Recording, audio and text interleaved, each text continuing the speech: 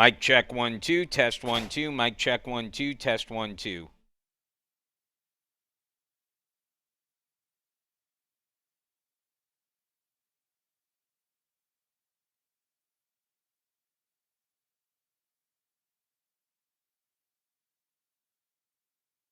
Mic check 1 2, test 1 2, mic check 1 2.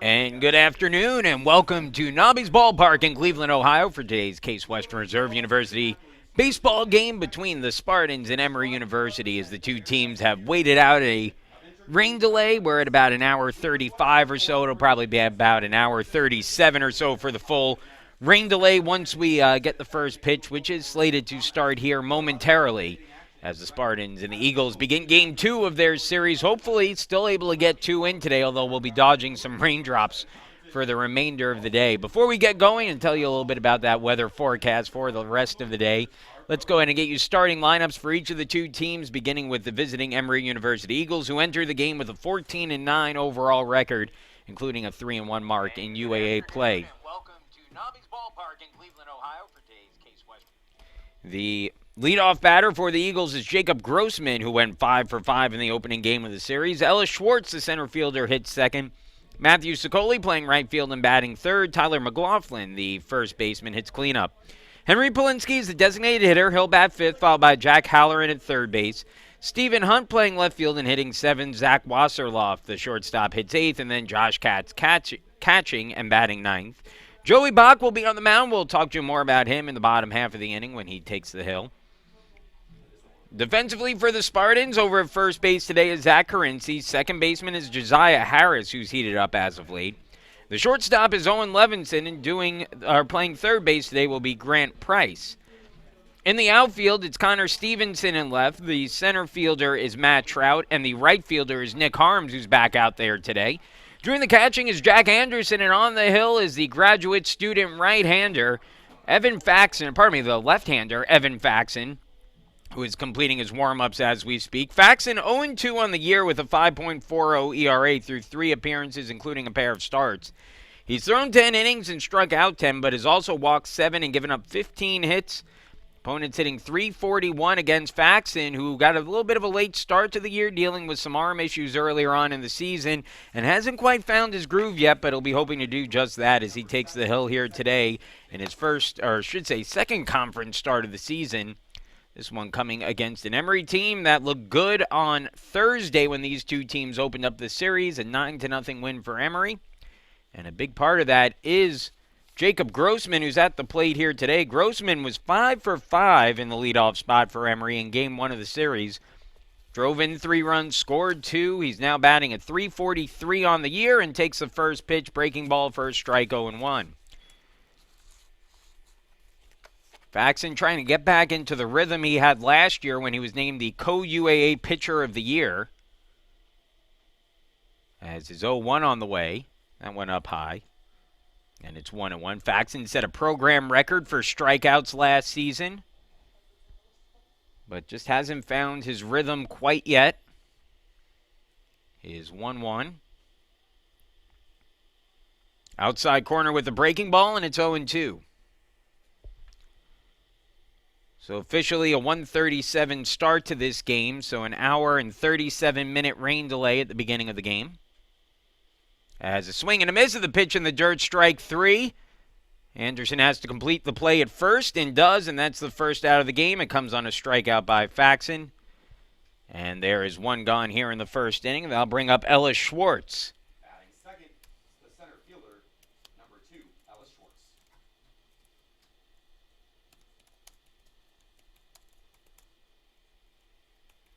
Schwartz, 3 home runs, 28 runs batted in this year. Takes the first pitch, change up for a strike, and it's 0-1. Again, two teams scheduled for a doubleheader here today.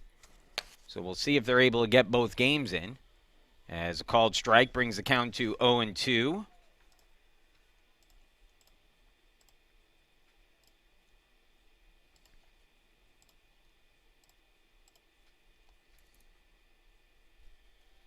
And that's a ball. 1-2 the count.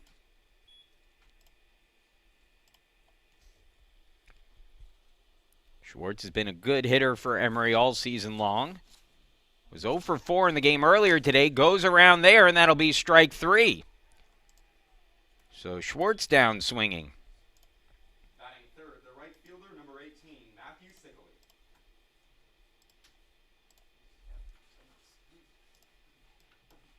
So 2 gone quickly in the first, both on strikeouts. Faxon looking for a quick first inning. And we'll face Matthew Sokoli, the right fielder, who takes that one inside for a ball, 1-0.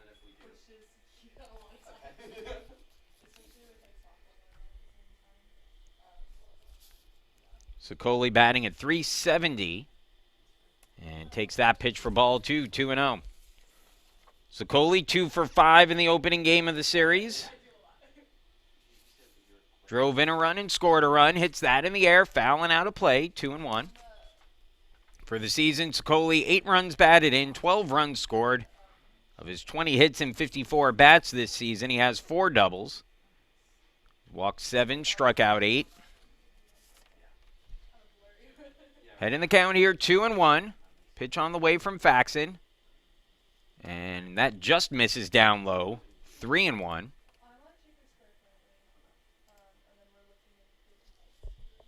The rain was coming down pretty good for a while. As that one lined back, and look what he found. Evan Faxon just kind of spun around, grabs that one out of midair, throws it to the ground, and comes back to the dugout pumped up. Sokoli and kind of just looks his way out at Faxon and said, how did he do that? Boy, what a play by Evan Faxon. Quick reaction time. I could see Evan's mom walking around here with a big smile on her face, too. Fun one to watch there is Faxon with a 1-2-3 inning. 2 strikeouts and a line out, and that'll put us through the top of the first inning. Bottom of the first coming up, and let's get you the starting lineup for the Case Western Reserve University Spartans. Jack Anderson, a 15-game hitting streak entering play today. He'll lead things off, followed by Josiah Harris, the second baseman, and then Nick Harms, as we mentioned, back in the lineup today with 5 home runs on the season. He'll hit third. Zach Carinci hitting fourth for the Spartans. He'll be followed by the designated hitter, Kevin McKenzie. Matt Trout playing center field and hitting 6th. Connor Stevenson, the left fielder, bats 7th. Grant Price playing third base and batting 8th. And then Owen Levinson, the shortstop, will bat 9th today. Defensively for Emory University at first base, Tyler McLaughlin. The second baseman is Jacob Grossman. Shortstop is Zach Wasserluff, and the third baseman is Jack Halloran. In the outfield, left fielder is Stephen Hunt, center fielder Ellis Schwartz, right fielder Matthew Sokoli.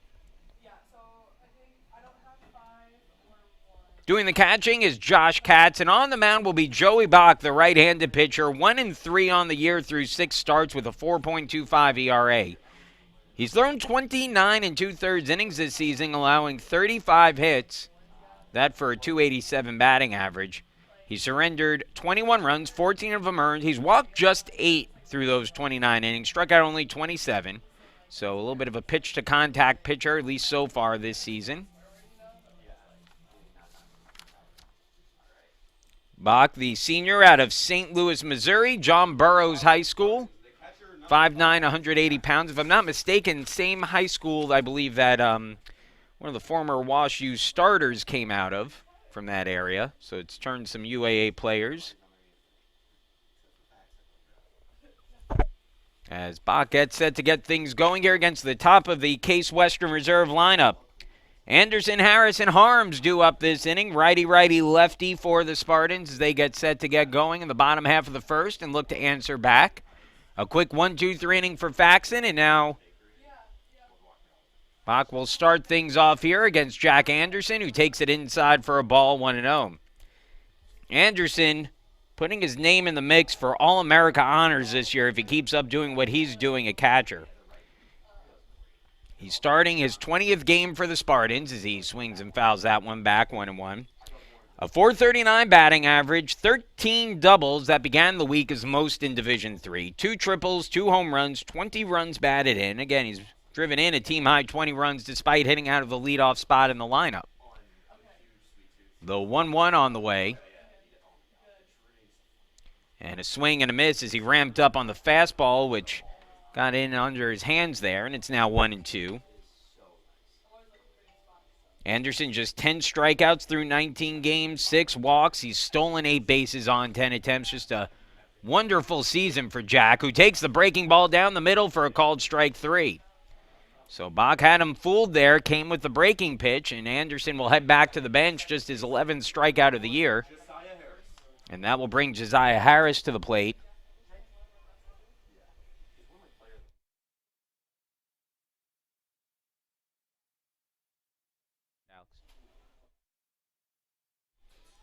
First pitch there misses for a ball, and it's 1-0.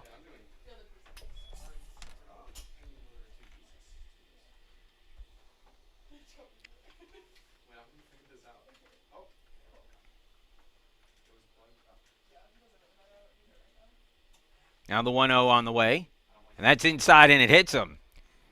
Harris took that off the lower portion of his back, kind of grabbed that spot right above his hip, but it was an off-speed pitch. I assume he'll be okay here as he runs down to first. Harris is a speed threat on if he could shake off that hit by pitch. 5 stolen bases on as many attempts this season. That'll bring up Nick Harms. Will be working with a favorable wind for his hitting style. Not that he needs much wind to put the ball out of the ballpark. It is blowing out and towards right now for Harms, who's a .377 hitter with 5 home runs. It was a good thing when Harms and the Spartans came to Atlanta last year. They were not playing a softball game at the same time they played their baseball series there because Harms deposited a ball as he takes the fastball outside, 1-0. He deposited a home run in roughly shallow center field of the softball field. And if you've ever been to Chapel Park in Emory before, you know that it's hard to hit any ball out over that right field fence as the breaking pitch misses outside. Harris started and returns. But even if you're able to get the ball out of the ballpark there, it's hard to get it over. They have a high netting above that right field fence, and that's difficult to get it over. Harms cleared that, and with plenty of room to spare, it's one of the furthest home runs that I've ever seen hit in that ballpark. The 2-0 pitch is on the way. That's well up and out, and Bach may want nothing to do here with Harms. You know that Harms is going to be swinging if he gets a pitch to hit here, 3-0. And so Bach has to be careful. He can't serve up a fastball here, especially the way that wind is whipping right now. If Harms gets anything up in that jet stream, it's going to go. He swings at the 3-0 pitch and fouls it back, 3-1. Harms was sitting on a fastball there. He got it, but just couldn't make good contact with it. So the count now 3-1 with Harris at first and 1 away in the inning. Scoreless between the Spartans and the Eagles early on in this one. Again, if you're just joining us, an hour and 37-minute rain delay. Runner goes, the pitch taken for a strike, throw down to second, and it's not in time. Harris got the hand in there. He probably slid a little bit earlier than you typically want to slide in that situation. But he was still able to get in there ahead of the throw, which came high into the third base side of the bag. And now a full count and a runner in scoring position for Harms with 1 out in the inning. Now the 3-2 offering from Bach. And it's a breaking ball outside. And so Harms draws the walk, and there'll be 2 on, 1 away for Zach Carinci. Carinci continues to hit well in the second part of this season. He's batting at .293 on the year now. Say the second part of this season, really it's the second quarter of the season. The last 10 or so games, Carinci has really gotten it going.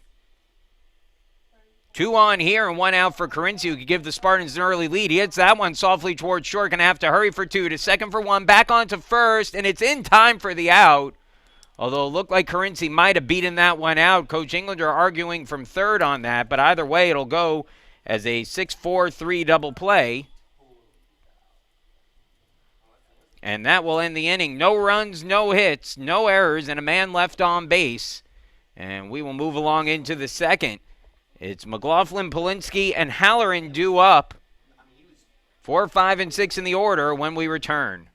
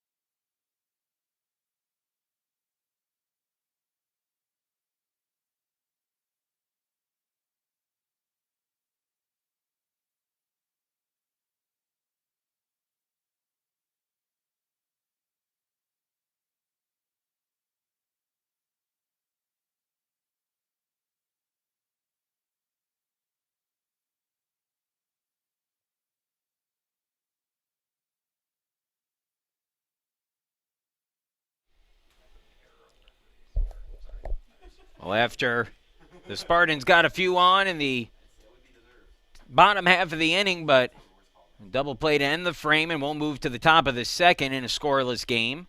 1-2-3 inning for Faxon in the first. Starts things off here against Tyler McLaughlin, who takes it down and in for a ball 1-0. McLaughlin hitting at .321 on the season.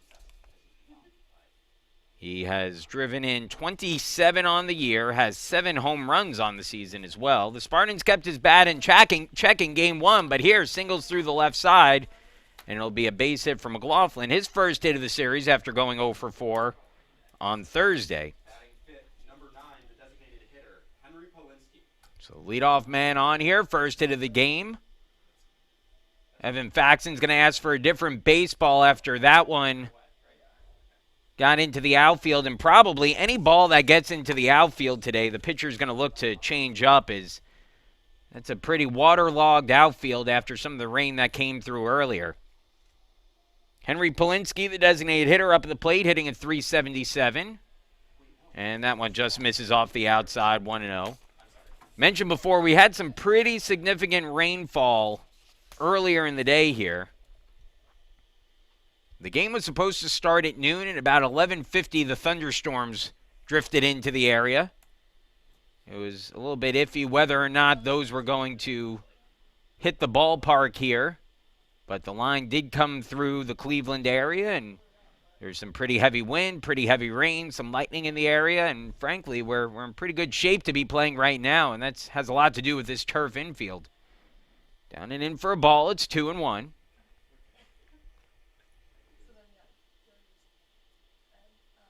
Faxon working from the stretch for the first time today with a runner on first and nobody out.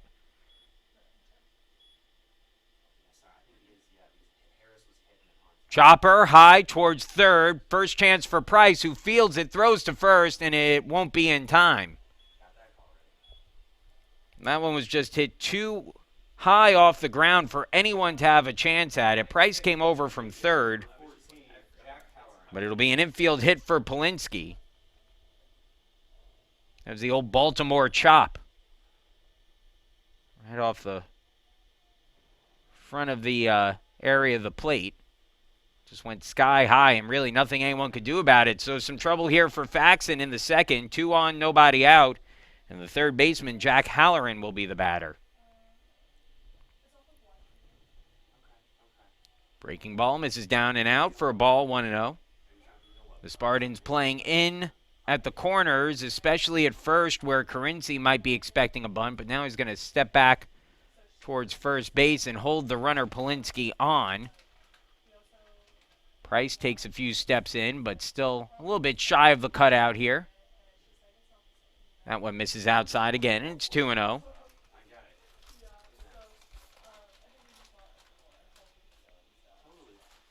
Halloran was 1 for 3 with an RBI and 2 walks in the game on Thursday.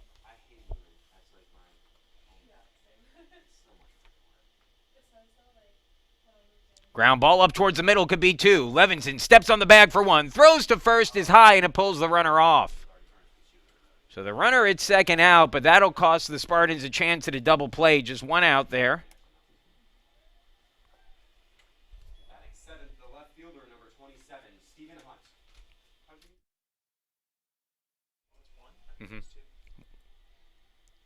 So it goes a fielder's choice for Halloran.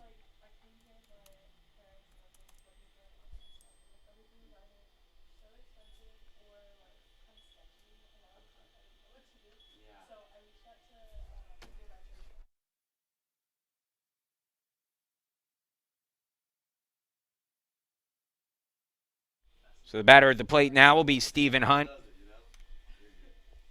And it's 1-0.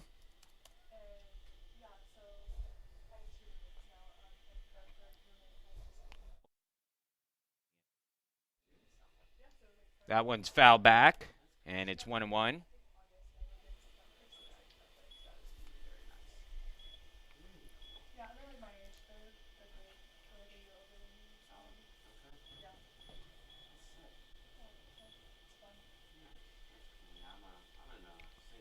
One and one count. Faxon with men on the corners. Swing and a miss. And it's 1-2. I don't know because I work remotely Mondays, Fridays too. So I'm like, I don't know. I'm there. I don't know. I don't know my part more than what I thought, but it's nice. I mean, the Death Row beat downtown time of year. A lot of people. And it's also easy to go into the office. See if Faxon can get a strikeout here. He struck out a pair in the first inning. Facing Hunt, who's hitting at 286 on the year. Pickoff attempt at first. Trying to keep Halloran honest and keep the double play potentially intact as Halloran dives back ahead of the throw. Hunt has 4 runs batted on the year, 9 runs scored.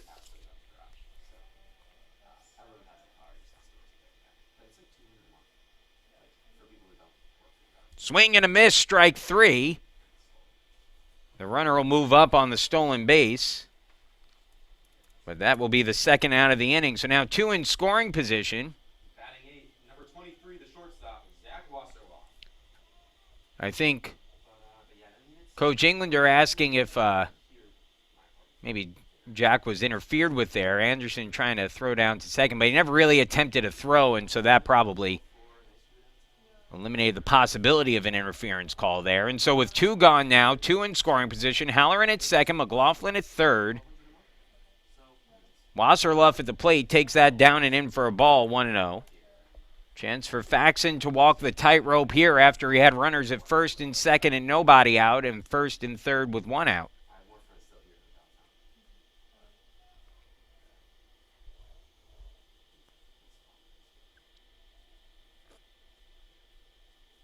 Fastball down and in, 2-0. With the 9-hitter Josh Katz on deck, a 250 hitter on the year, and Wasserloff at the plate, who's hitting at 345. If you're Faxon here with first base open, you can afford to work around the strike zone a little bit. Swing and a miss there brings the count to 2-1. While you certainly don't want to box yourself into a corner, you have an opportunity with first base open to make sure you're making your pitches here, the pitches you want to make, and not worry too much about walking the batter. Swung on back to the middle, and Faxon grabs another one out of the air. He'll flip it on to first, and in time to get the out. And Evan Faxon flashing some leather the first 2 innings. He's made 2 nice plays on balls hit back to him. And that both of them have ended their respective innings. Emory leaves 2 stranded, no runs on 2 hits and no errors. We'll move along into the bottom of the second. 5, 6, and 7 in the Spartans order. McKenzie, Trout, and Stevenson due up when we come back.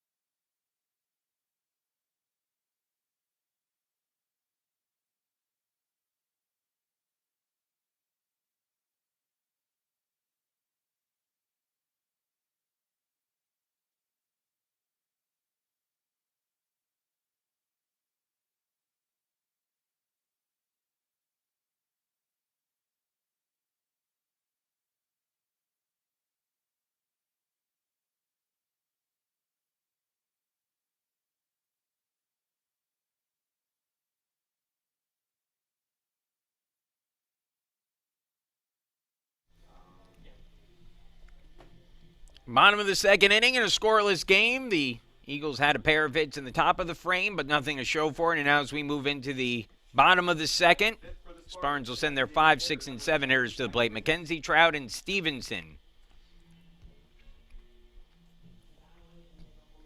A little bit less offensive firepower in the lineup today as Coach Englander going with a bit more of a defensive lineup out there with Price and Levinson starting in the infield. McKenzie first pitch swinging, sends it into shallow right, charging in and almost overrunning it, but reaching up to make the grab is Matthew Sicoli for the first out. Well, you can see the way that wind is blowing.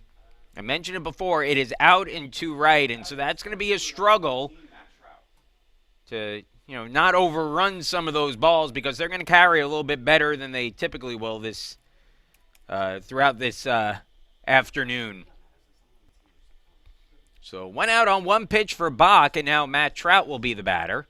And he swings at the first pitch, chopped over the middle, fielded on the run by Grossman. Throw a little low, but dug out nicely by McLaughlin, who makes the play. And we've got 2 pitches and 2 outs here in the second inning. And now Connor Stevenson is going to have to be patient at the plate here as he tries to work the inning a little deeper here for Bach. And Stevenson probably a good guy at the plate to try to take a few pitches.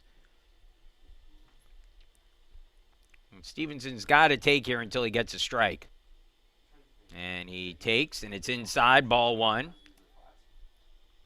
So good job here by Stevenson. Again, trying to make Bach work a little bit after needing just 2 pitches to get the first 2 outs of the inning. And he throws that one down Main Street, and now Stevenson can officially be a hitter at the plate unless he wants to try to work it a little deeper. And we'll see here, the 1-1.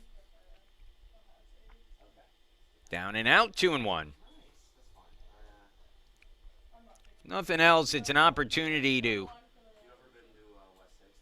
make Bach work here. 2-1. Here's the pitch. Down and out, 3-1. Grant Price waiting on deck.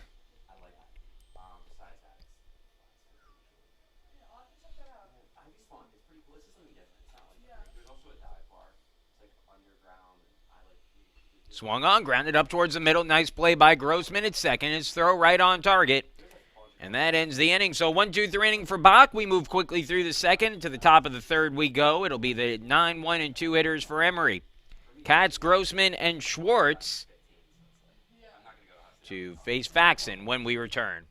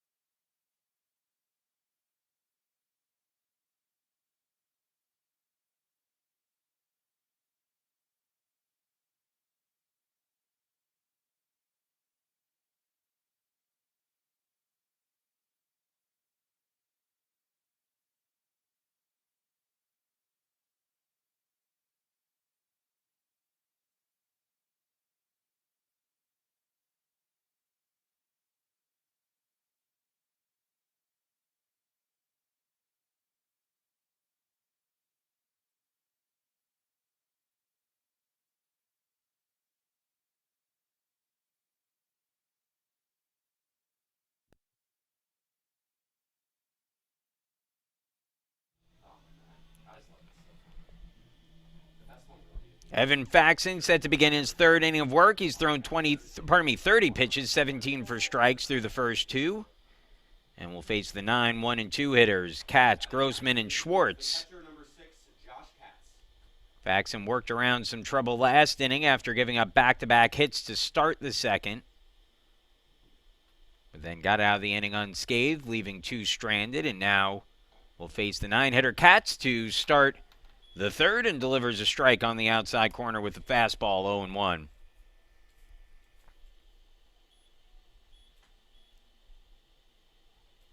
Down and out for a ball, 1-1. Faxon trying to get back to where he was last year when he had that brilliant season for the Spartans. Hasn't quite found that rhythm, but looking good early on here today. That one misses outside, 2-1.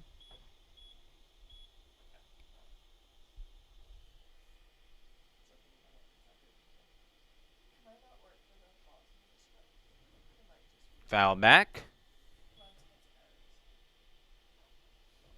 And it's 2-2.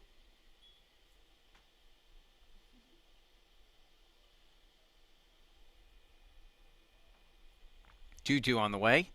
Curveball down the middle, called strike 3. Nice pitch there from Faxon, who froze Katz for his 4th strikeout of the game. Spartans tried to go around the horn, but it ends up in the outfield, and they're going to have to change up baseballs now. This is the kind of day where you break out a brand new box of baseballs and you know you're going to probably need an extra box or two. Again, it's so wet in the outfield that any time a ball gets out there, it's going to come out of play.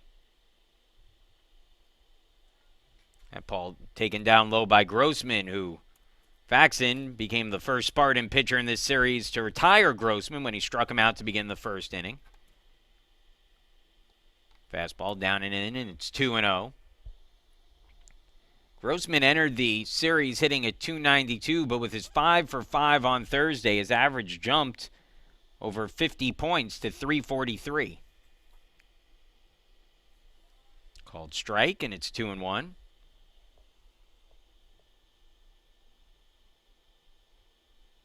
Just funny how that happens sometimes.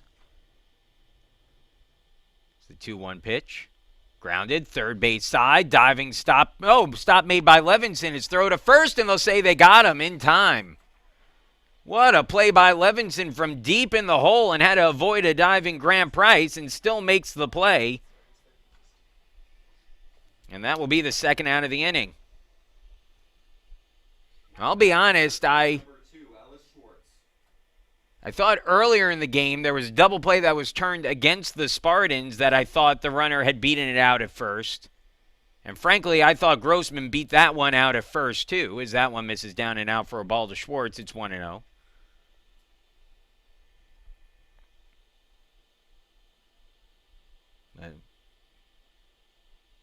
Maybe an attempt there to even things out a little bit as the count goes to 2-0.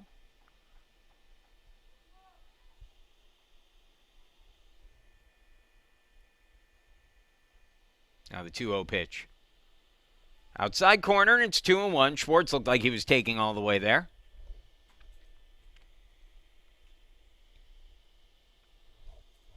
Two-one offering on the way from Faxon. Swing and a miss. And it's 2-2. And this is the Evan Faxon that we saw so successfully pitch last season. He seems to have his best stuff going today. Faxon ready to go here, peering into his catcher. Jack Anderson gets the pitch he wants. Rocks, delivers the 2-2. Well outside with the breaking ball, and the count goes full 3-2.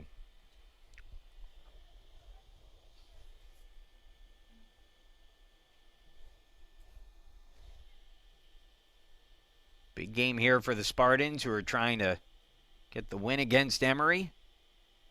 That one misses ball 4. First walk of the day issued by Faxon. For Case Western Reserve, 10-9. This will be the halfway point of the season today. Now batting right fielder number 18, Matthew Sickley. As Matthew Sickley steps up, 0 for 1, hit a liner right back at Faxon, who snatched it out of the air to retire him in the first inning. First pitch from Faxon. And he froze Sickley with the breaking ball there for a strike, 0-1. Sickley hitting at .364 with the 0 for 1 today.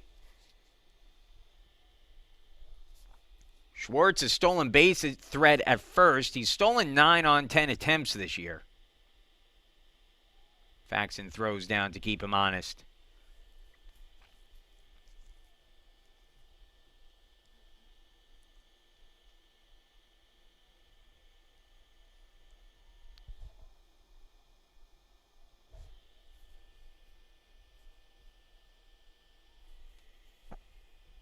Another throw down to first.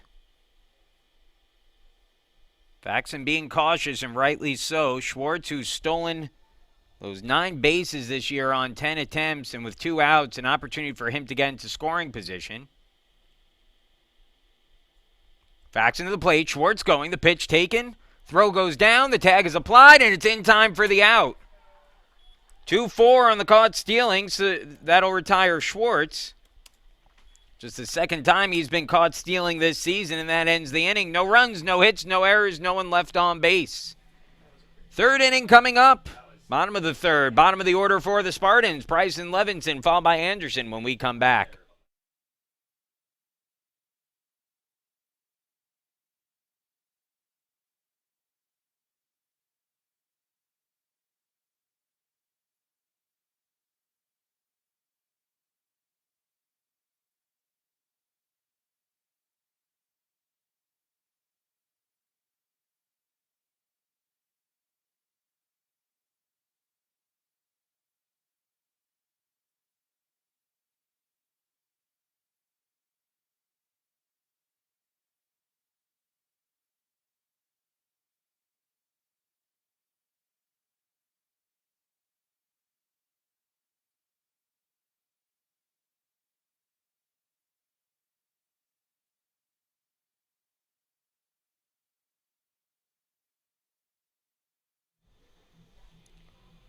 Welcome back. Scoreless game. Bottom of the third inning coming up. In the bottom of the order for the Spartans with Price and Levinson, followed by Jack Anderson. You know, so important if you're the Spartans. With Anderson hitting in that leadoff spot, if you can get anything going from the bottom of your order, whether it's a guy like Price who could get on or Levinson who's been swinging the bat well, but if those guys can get on base and set the table for Anderson and for Harris and for Harms and for Carinci, you can produce some really big innings, and we'll see if that can happen here for the Spartans.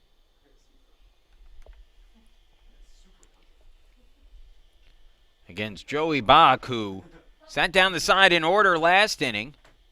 Yet to allow a hit. He's given up a walk and a hit batter and starts Graham Price off with a fastball up high 1-0. Price, a transfer, the junior from Clarkston. Takes that down low. It's 2-0. Looking for his first hit still as a Spartan. 0 for 4 on the season with a pair of runs scored. Starting to get a little bit more playing time. That's down low for a ball. 3-0.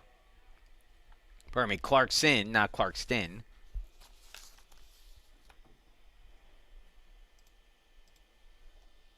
.30 on the way. And taking all the way there is Price, and takes it on the outside corner for a strike, 3-1. Bach was at just 20 pitches through the first 2 innings, helped in large part by a double play to end the first and a quick 1-2-3 second innings. That ball rocketed in the air, shallow center field, and that's in for a base hit for Price. Big turn at first for Price, but that'll be his first hit as a Spartan, and it comes at an opportune time here to lead off the third in a scoreless ball game. Batting ninth, number 2, the shortstop, Owen Levinson. And so now with nobody out, the leadoff man is on. And Owen Levinson will be the batter. Levinson's had himself a really nice season so far. 8 hits and 20 at-bats, 2 of those doubles. He'll square to bunt here, pull it back as the throw goes down to first. And boy, Price caught a break there as he dives back in, and he was lucky because I believe what happened there was McLaughlin had come up to defend against the bunt and then didn't quite get back all the way. Now another one close, and I'll tell you what, if you're Price, maybe take half a step closer to the bag there. Be a little less aggressive. You've almost gotten thrown out twice now. Now the pitch to Levinson, squares to bunt, butts it up in the air, and it's caught by the pitcher. He'll throw over to first in time to get the out, and it's a double play. Well, Price was going hard there, but maybe a bit of a base running faux pas as he didn't really look where the ball was going on contact, and the bunt was popped up by Levinson.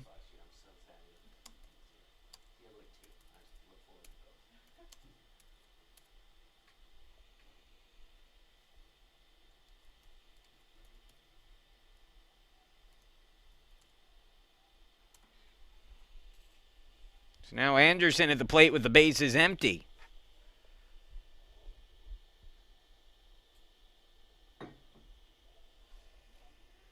Bach ready on the mound. His pitch, breaking ball for a strike.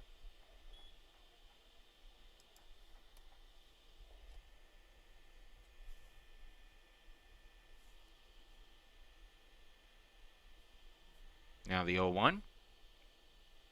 Another curveball fouled off. And Anderson behind 0-2. Jack struck out looking on one of those curves his last time up.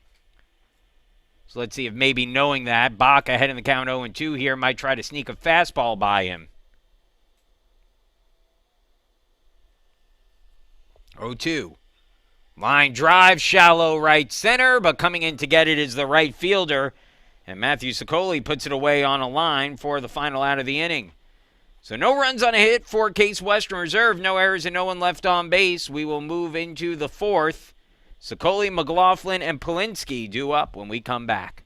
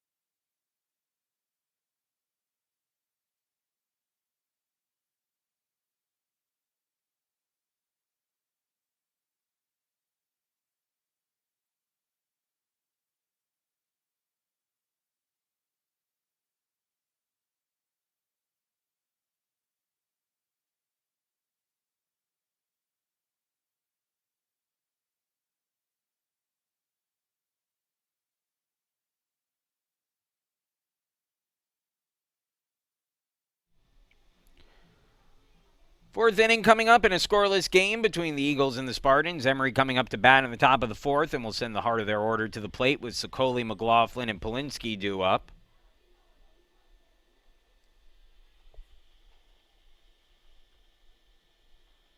Sicoli was batting last inning when Schwartz was caught stealing, so he'll get a fresh count to work with here. Mentioned earlier, he lined out to the pitcher. A nice play made by Faxon back in the first inning. Faxon so far through 3 innings, just 2 hits allowed, 1 walk, 4 strikeouts. And the first pitch to Sicoli is fouled back, 0-1.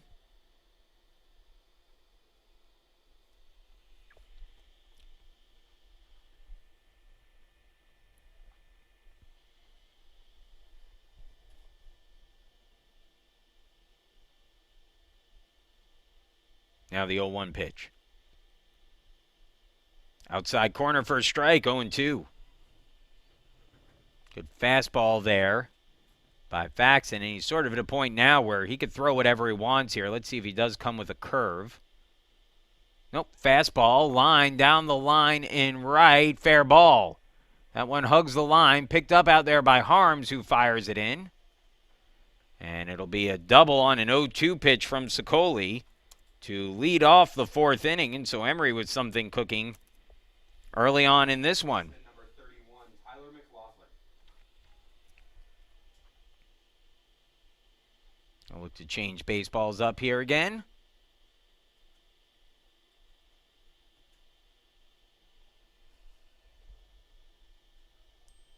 And so a runner on at second.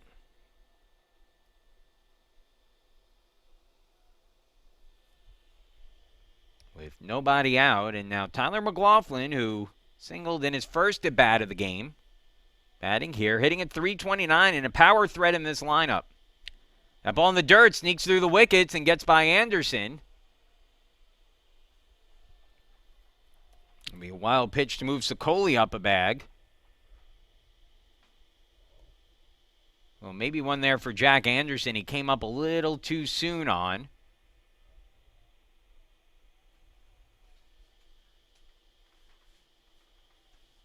And so now the runner just 90 feet away from scoring the opening run of the game. Infield pulled in at the corners now for the Spartans as that one misses down low for ball 2, 2-0.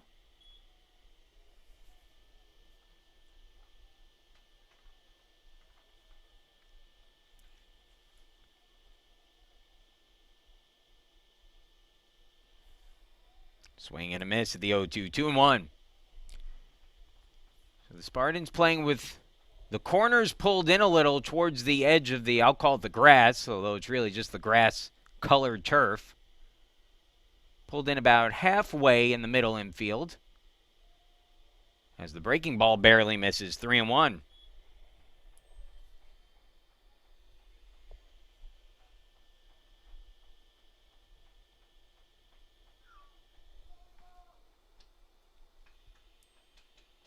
Now the 3-1 pitch. In the dirt, ball 4. So McLaughlin draws the walk, and there'll be runners on the corners now with nobody out.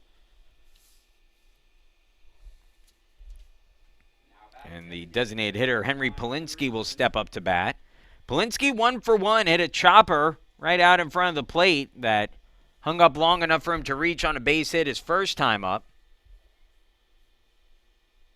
Batting here with runners on the corners, and there's a lot you could do base running wise in this situation as Polinsky takes that one for a strike, 0-1. McLaughlin, 3 stolen bases on as many attempts this year, although not venturing too far from the bag early on as that ball popped up. Behind short, Levinson there makes the catch for the out, and will jog it back into the infield, and that's a big first out of the inning for Faxon. So now all of a sudden with 1 out and runners still at the corners, a chance for a ground ball to get Faxon out of this inning. And he'll face Jack Halloran, who hit such a ground balls last time up, but was able to reach on a fielder's choice with runners at first and second after the ball hit to short. Levinson tagged second base and then threw the ball a little high over to first, pulling Carinci off the bag as Halloran takes that down low, 1-0. Halloran hitting at .299 on the year. He's driven in 17 runs, 3 home runs on the season. 1-0. Swing and a miss, and it's 1-1. The Spartan bullpen should be well rested if needed today.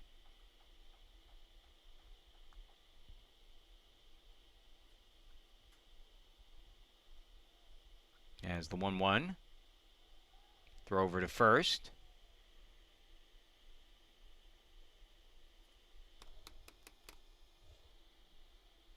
Sicoli, the runner at third base. He reached on a double. A walk drawn by McLaughlin has put runners on the corners with 1 away in the frame. 60th pitch of the game coming up here for Faxon. Line drive, base it into left field. That'll score the game's first run as Sicoli comes in from third. McLaughlin stops at second, and Halloran on at first with an RBI single as Emory takes the 1-0 lead here in the fourth. For Halloran, that's his 18th run batted in this season. And so now with runners at first and second and 1 away, Emory leading 1-0, and Stephen Hunt will be the batter. Hunt struck out swinging back in the second inning.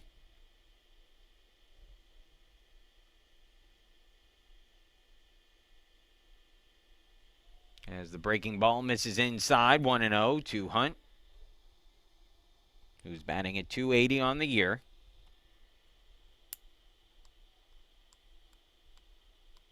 See if Faxon can work out of some trouble. 1 out in the inning. 2 runners on.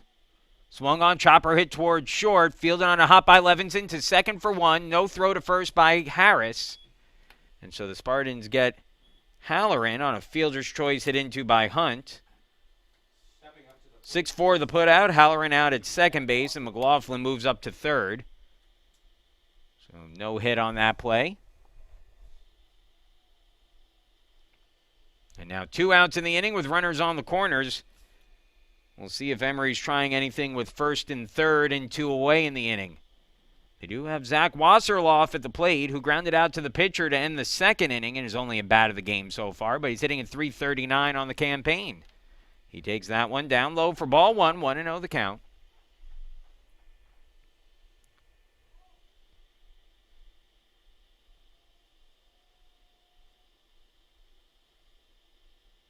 Fastball low again, and it's 2-0.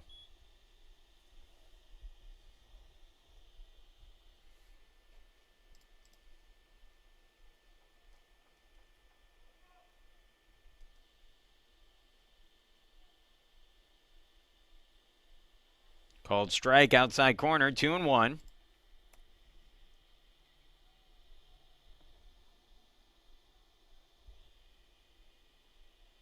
Wind has died down a little bit, but it's been gusty today at times. Fastball swung on, ground to short. Going to be a tough play for Levinson, and it bounces off his glove and rolls into left field. That'll be an infield hit for Wasserloff. And it brings across the second run of the inning for Emory as the Eagles now lead 2-0.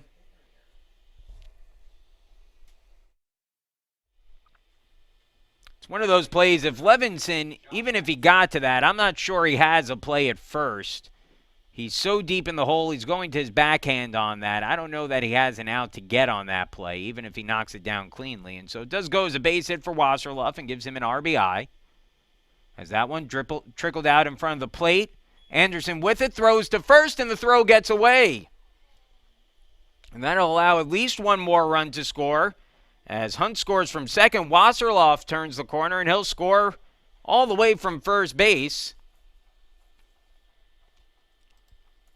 And that brings across two more runs, and it makes it 4-0 Emory.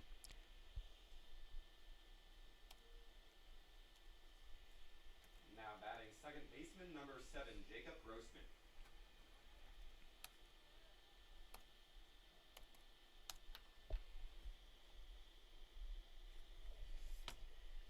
And so now a runner at second, 2 away, and it's 4-0 as the Eagles have struck for 4. Both of those runs unearned. No RBIs on the plate for Katz. And back to the order, top of the order with Jacob Grossman coming to bat. Grossman, who is 0 for 2 so far today, takes that down and in for a ball, 1-0.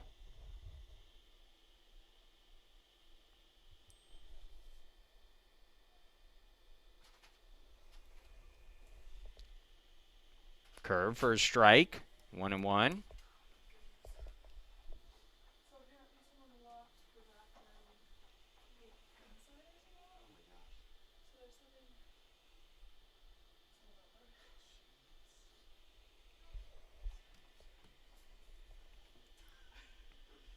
Now the 0-2.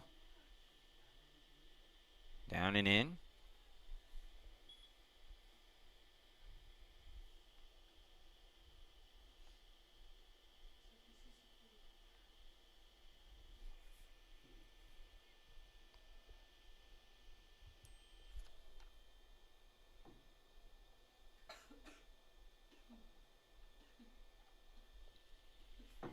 The 1-2. Swing and a miss. And that's strike 3. And so that ends the inning, but Emory strikes for 4 runs on 3 hits and an error. They leave a man stranded in the 4th, and it's 4-0, Emory with the lead. Harris, Harms, and Carinzi due up when we return. 2, 3, and 4 in the Spartans' order when we come back.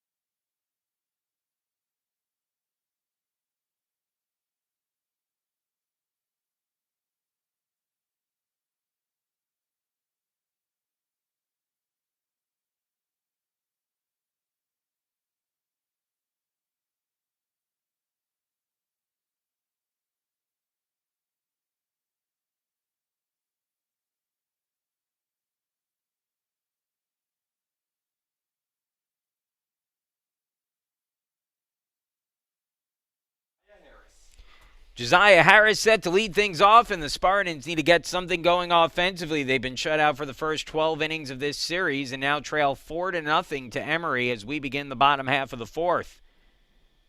Joey Bach on the mound has faced the minimum over the last 2 innings. He's allowed just 1 Spartan hit so far and starts off Josiah Harris with a strike. Harris was hit by a pitch in his first at-bat of the game. First plate appearance of the game, I should say. Swings at that one, grounds it softly to short. Wasserloff there, picks it up, throws on target to first, and there's 1 gone. Not only has Bach been effective, but he's done so with really a minimal number of pitches thrown. He's at just 31 pitches in the game now, which is really good, considering he's now through 3 1/3 innings. In the meantime, he'll face Nick Harms, who drew a walk his first time up. Harms hitting at .377 on the year. And takes that one outside, ball 1. Harms a power threat. 10 doubles, 5 home runs, 12 runs batted in. Hit 3 home runs against Emory last year. That one's on the outside corner for a strike, 1-1.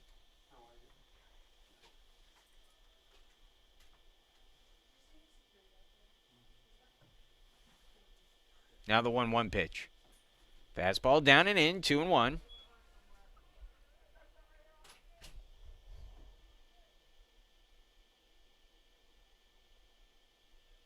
See if Harms can get a hold of one here, maybe start to turn the tide of this series a little bit.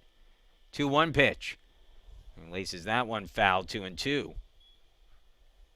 Harms didn't play Thursday, but back in the lineup today. Spartan certainly missing his bat when it's not in there. He's a key cog in this offense. Count even, 2-2 on Harms as Bach sets and delivers. And the fastball down and out for a ball. Full count, 3-2. Zach Carinci waiting out on deck. Harms has become his trademark, a great series last weekend against Wash U, his hometown team. 3-2. Swings, line drive, center field, and it is caught out there. No, they say it hit the ground. The umpire who was at third base said it hit the ground. And so that'll be a base hit for Harms unless the umpires talk this over and discuss it.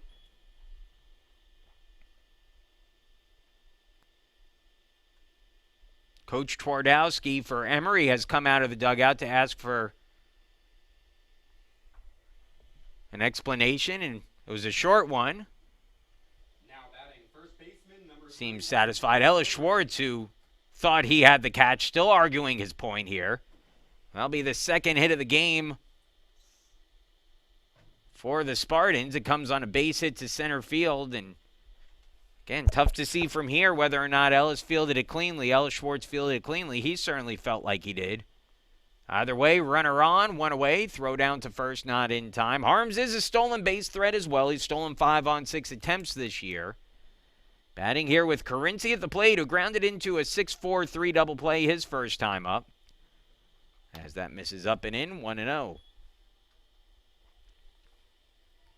4-0, Emory leading, 4 runs in the top of the inning, and the Spartans looking to strike back here in the bottom of the fourth, try to get something up on the board for the first time this series. Breaking ball from Bach, catches for a strike, and it's 1-1.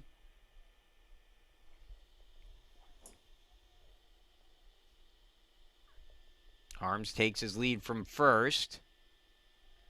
Throw goes down, almost got him, but he dove back in ahead. He was looking runner-ish on that play. See if Harms takes off here at any point. He's got a nice lead, looks ready to go, but doesn't run there. As that ball hit in the air, left field, dropping quickly, and it's in for a base hit. Harms has to hold it second, but back-to-back singles by Harms and now Carinci have put 2 on for the Spartans with 1 out here in the fourth. And we'll send Kevin McKenzie to the plate, who flew out to right on the first pitch of his at-bat in the second inning. number 10, the designated hitter Kevin McKenzie. McKenzie hitting at .306 on the year. Has cooled off considerably since he went through a run earlier in the year where he was red hot. Between the 2 games against Cortland and the 2 games at Adrian, Has cooled off somewhat since then. Swinging at the first pitch there, pops it up. Might be in no man's land. Coming in as the right fielder, and Sokoli makes the catch, and again, almost overran that one. But he does make the catch for the out. Sokoli's having a little bit of trouble judging some of those in the outfield today. Either way, it's the second out of the inning, and it's now up to Matt Trout to try to drive the run in. Trout grounded out to second on the first pitch of his at-bat back in the second inning. He's now batting at .224 on the year. 15 runs batted in, though, for Trout, who's been a productive player for the Spartans, and he takes the breaking ball up high, 1-0. Feeling like this is a big run to try to get in for Case Western Reserve, just to try to stop some of the bleeding, get a little confidence back after what's been a really tough last 12 innings at the plate. Called strike, and it's 1-1.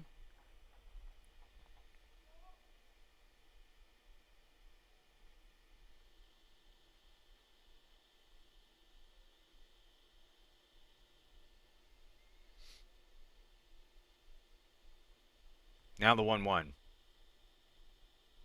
Breaking ball and foul back. That was a good pitch for Trout to hit there, but fouls it off, and the count goes to 1-2. 1-2, 2 away. 2 on for the Spartans here in the bottom of the fourth, trailing 4-0.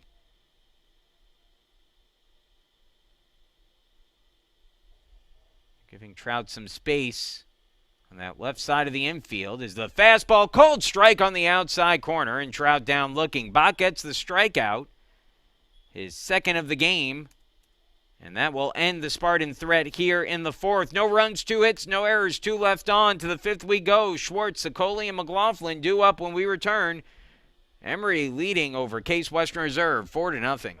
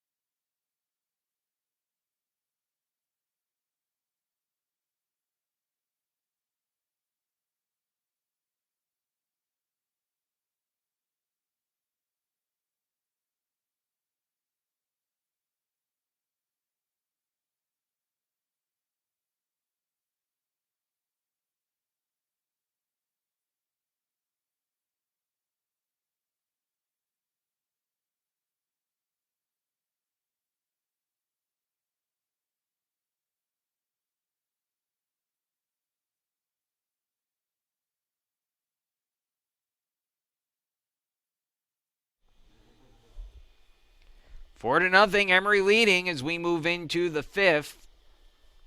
Spartans now been outscored 13-0 through the first 13 innings of this series. Faxon, who enters his fifth inning of work with 71 pitches. Schwartz gets the bunt down. It's a nice one, and no one's going to get to it. And that'll go as an infield bunt single for Schwartz to lead off the fifth.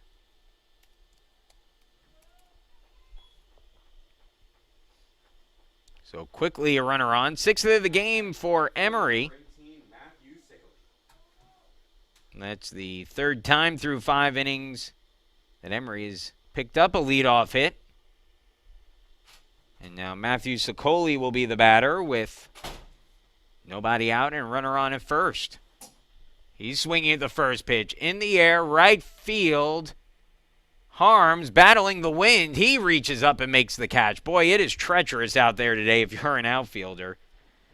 It is not easy to read where the ball is going with the way the wind is blowing. Now batting first baseman number 31. But Trout able to reel that one in.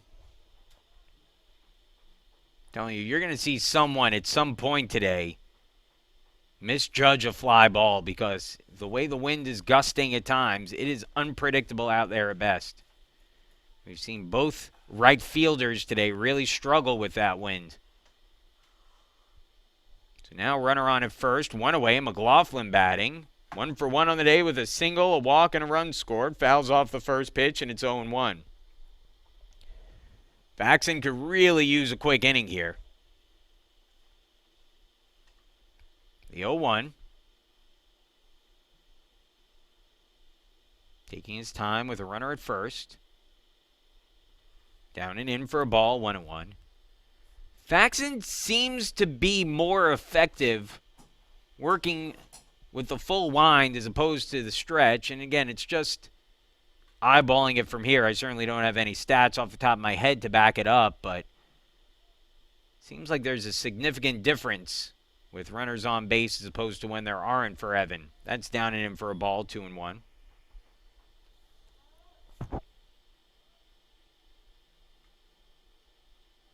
And you could see that the 2 innings in which he retired the leadoff hitter, he faced the minimum in both of those innings.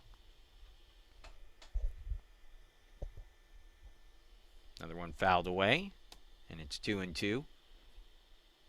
In the second and the fourth, when he gave up leadoff hits, he had to work significantly harder. And I guess some of that, you ask which came first a little bit, or which one's the cause of which, but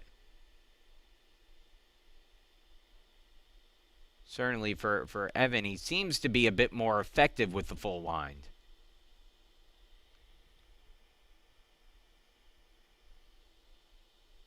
Two and two the count. Breaking ball tied him up, taken just high though. And the count full, 3-2. So 3-2 count, 1 out. We'll see if the runner's going here. Schwartz, again, good speed, but he's already been caught stealing once today. McLaughlin, a strikeout threat at the plate. He does go down swinging, throw down to second. The tag applied in time for the out. And that ends the inning.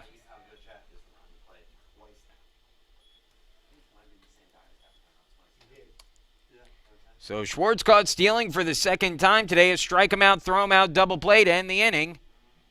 No runs, a hit, no errors, and no one left on base, and we'll move along into the fifth. Bottom of the order for the Spartans, Stevenson, Price, and Levinson when we come back.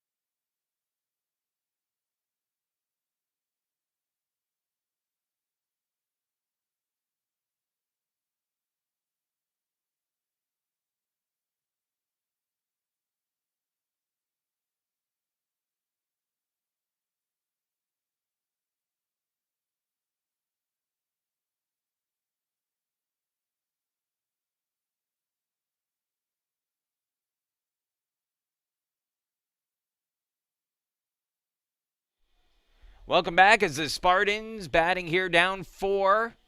Bottom of the order with Stevenson, Price, and Levinson sent to face Joey Bach, who's looked good today. No runs allowed on 3 hits. Case Western Reserve trying to break through, and as Stevenson tries to lay that one down, hits it foul, and it's 0-2.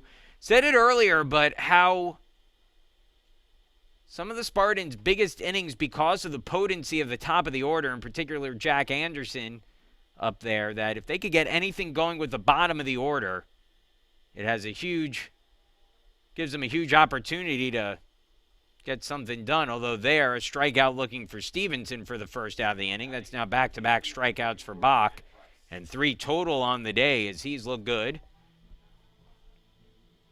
And now Grant Price will be the batter. Price got his first hit as a Spartan in his first at bat, but was erased on a double play later in the inning. Maybe a little bit of over-aggressive base running for Price, who takes that one outside for a ball, 1-0.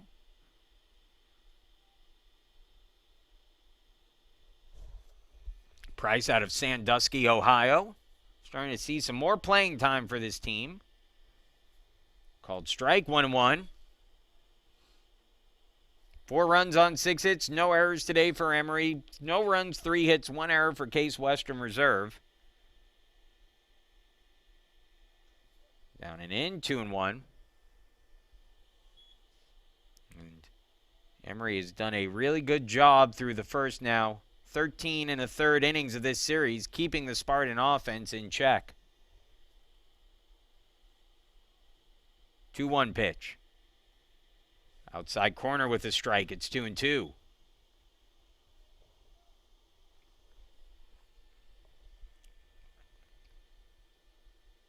Two pitch.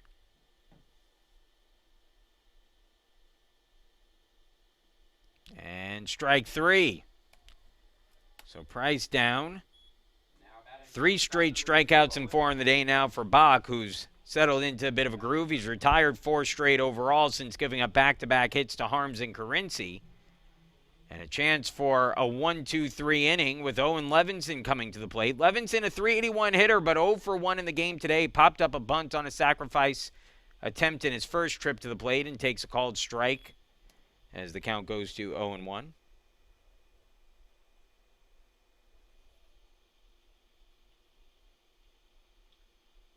Fastball, swung on and missed at 0-2.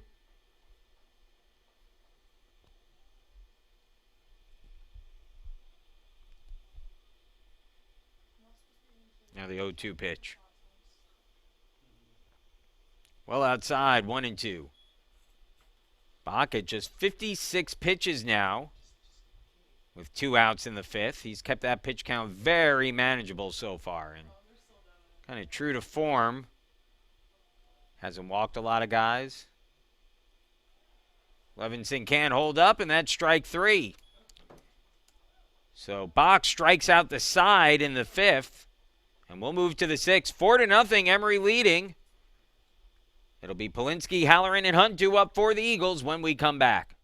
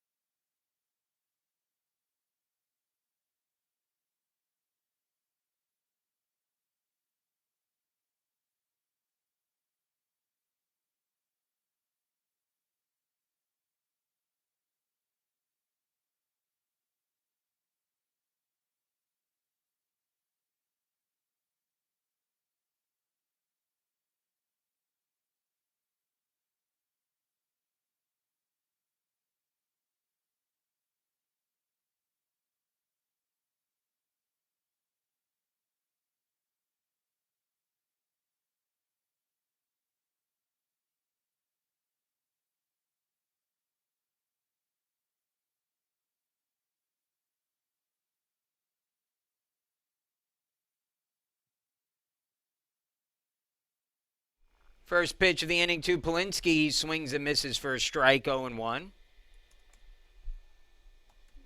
That's the 80th pitch of the game for Faxon, who begins the 6th inning. 1 for 2 in the game is Polinsky.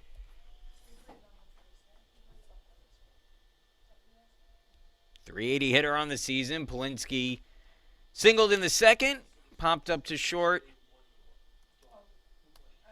His last time up, hits that one softly to second. Harris has it, kind of got it in the web of the glove, but is able to get it out in time and flip over to first to get the out. You see second basemen typically have those smaller gloves to kind of avoid what just happened with Harris, where you don't want the ball rolling up into the webbing. You want it to kind of be easily accessible because you're going to have to get that out quickly and throw it over to first. And Harris able to recover there after the ball rolled up on him a little bit. That one's down and in for a ball to Halloran, and it's a 1-0 count. Halloran 1 for 2 on the day, of fielder's choice and an RBI single in his last at bat. It's down and out.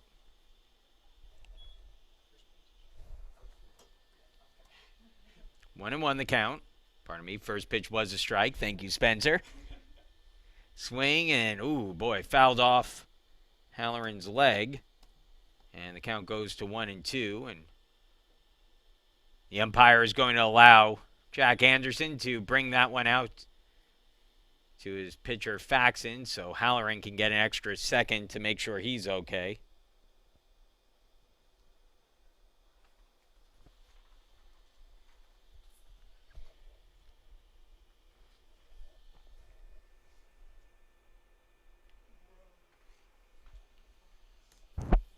So Halloran seems to have recovered. The temperature has dropped. If you're walking around outside in the ballpark here at about 11 o'clock today, it was 60 degrees out. It was sunny. It was basically a perfect spring day in Cleveland. Within about an hour or 90 minutes or so, it was raining, hailing, wind blowing in the probably 40 or 50 mile an hour range at times. And the temperature dropped probably about 30 degrees. Swing and a miss at that one. Completing the play of first is Anderson. And there are 2 gone in the inning. It's Halloran down swinging. For Faxon, that's strikeout number 7. And it comes on the second out of the 6th inning.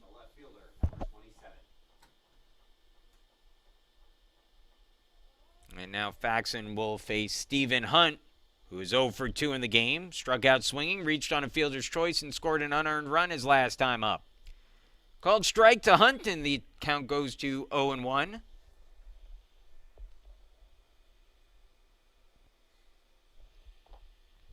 Now the 0-1 pitch. Bunt attempt by Hunt, but bunts through it, and the count goes to 0-2.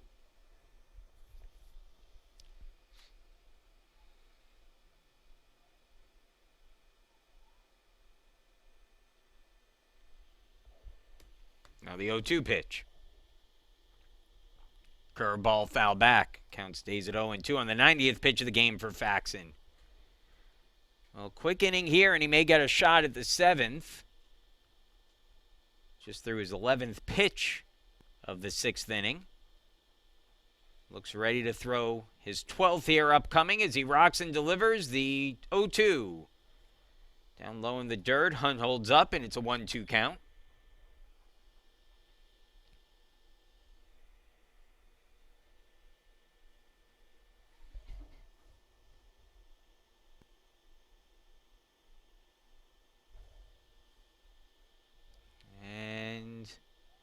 Inside. And that'll bring the count to 2-2.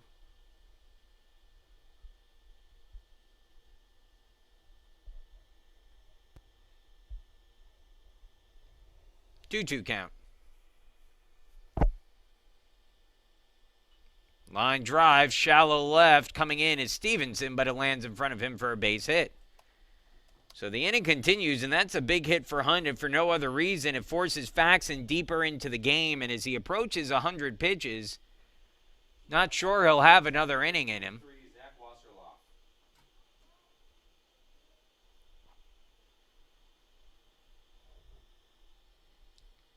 Well, the batter will be Zach Wasserloff, who is 1 for 2 in the game with an RBI single in his last at bat.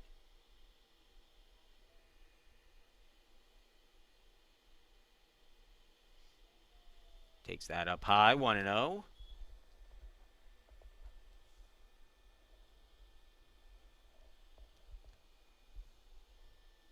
It'll be the top of the order for the Spartans at the bottom of the 6th as they try to break through for a run.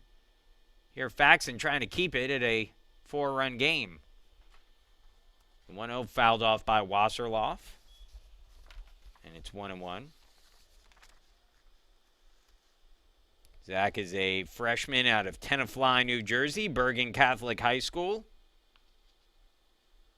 6'1", 185 pounds.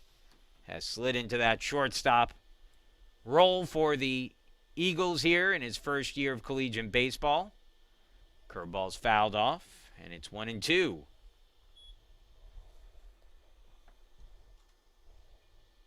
So Faxon once again a strike away from getting through the 6th. Hunt the runner at first. We'll see if he's in motion at all here. He's stolen 3 bases on 3 attempts this year. Gets a little bit more daring with his lead at first. Gets a look from Faxon, who delivers to the plate, and that one line foul. Wasserloff sent that one down the first base line, and it went just foul. And so the count stays at 1-2.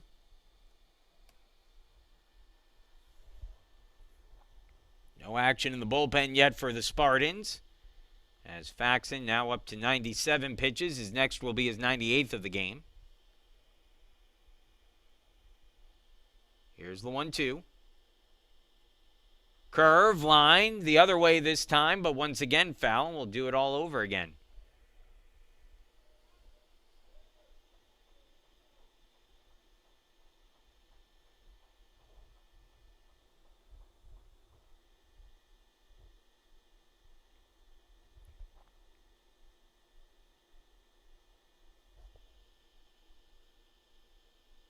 Now the 1-2.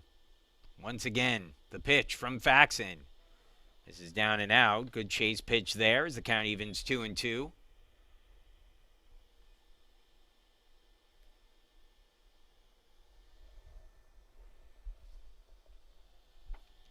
Two-two pitch. Swing and a miss, strike 3. Faxon gets the strikeout on his 100th pitch of the game to end the inning. His 8th strikeout of the game, 2nd of the inning. Emory with no runs on a hit, no errors, and a man left on. Bottom of the 6th coming up. Top of the order for the Spartans as they try to break through against Bach, Anderson, Harris, and Harms when we come back.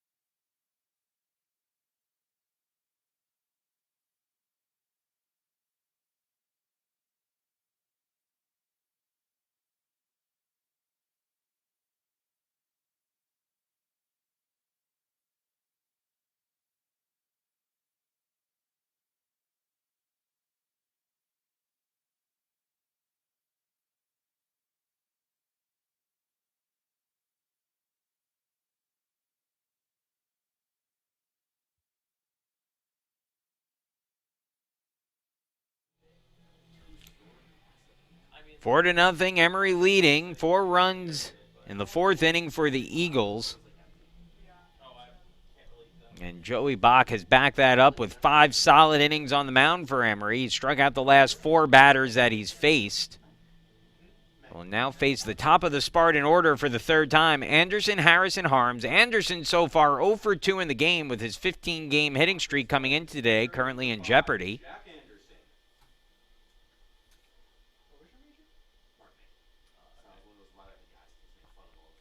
Anderson now batting at .429 as he maybe is showing some signs of cooling off from the red-hot pace he's been on for the first part of the season.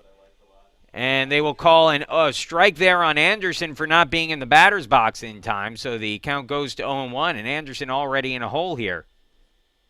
The 0-1. And it's a breaking ball for a strike, 0-2. Well, while there's no pitch count on the pitch clock on the field. Oh, pardon me, 1-1. So they called it actually on Bach for not being ready. That one's foul back, and it's 1-2. So they call it on Bach for not being ready in time. There's no pitch clock on the field, but the umpires are keeping track of that time in between innings. As the 1-2 pitch, or the 1-2 pitch popped up, shallow right, and it drops in for a base hit. And so Jack Anderson, who's smoked some balls this season, this time pops one into shallow right to extend his hitting streak to 16 games. And so sometimes you hit them hard, sometimes you don't, but sometimes they just find the right space, and that time that worked for Jack, who is on at first. And a stolen base threat here is Anderson with 8 stolen bases on 10 attempts this year.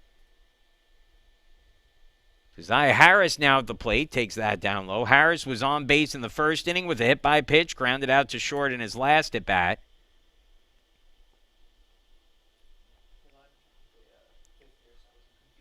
Bach adjusting the belt line here with a 1-0 count on Harris. Throw down to first. Anderson wasn't very far off. Bach for a righty has got a good move to first.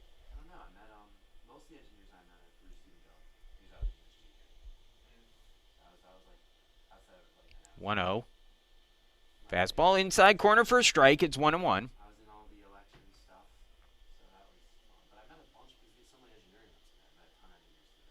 4 runs, 7 hits, no errors for Emory. No runs, 4 hits, 1 error now for the Spartans. Anderson once again diving back in.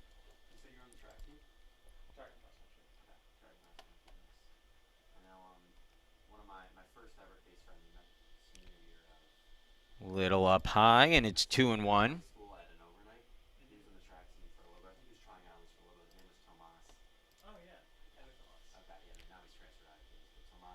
Now the 2-1. Look down to first from Bach. Anderson gets a bit more daring with his lead. Not running as that one swung on, lined into shallow center. Schwartz over, reaches out, and boy, that one almost popped out of his glove as it carried on him a little bit, but he puts it away for the out. And there's one retired here in the 6th as Anderson retreats to first. Well, with 1 out in the inning and Nick Harms coming to the plate, Coach Twardowski saw enough of Harms last year to know that a Harms trip to the plate, even with a 4-0 lead, sometimes requires a meeting on the mound. Again, Nick last season against Emory hit 3 home runs in the 4 games, and that was sort of the emergence of the legend of Nick Harms from that point. He had been used a bit sparingly prior to that.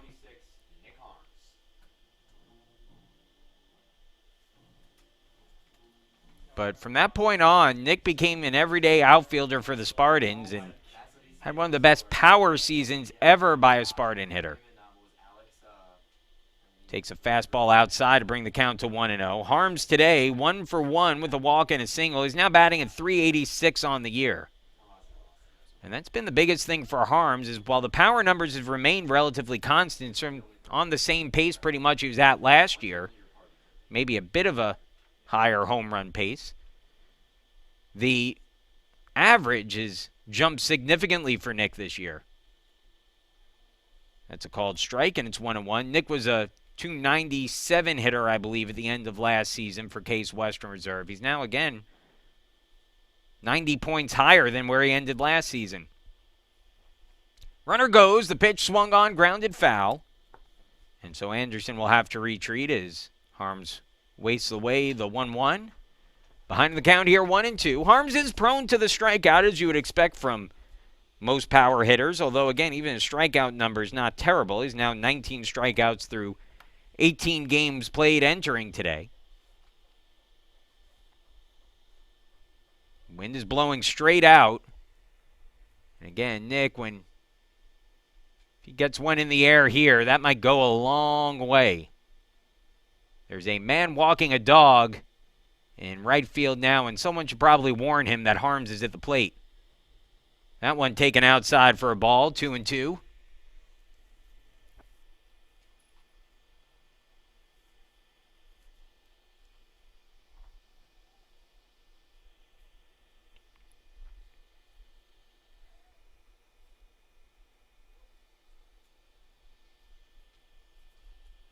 Throw down to first wasn't in time to get Anderson, who's already attempted to steal once, but returned to the base on a foul ball. 2-2 the count with one away.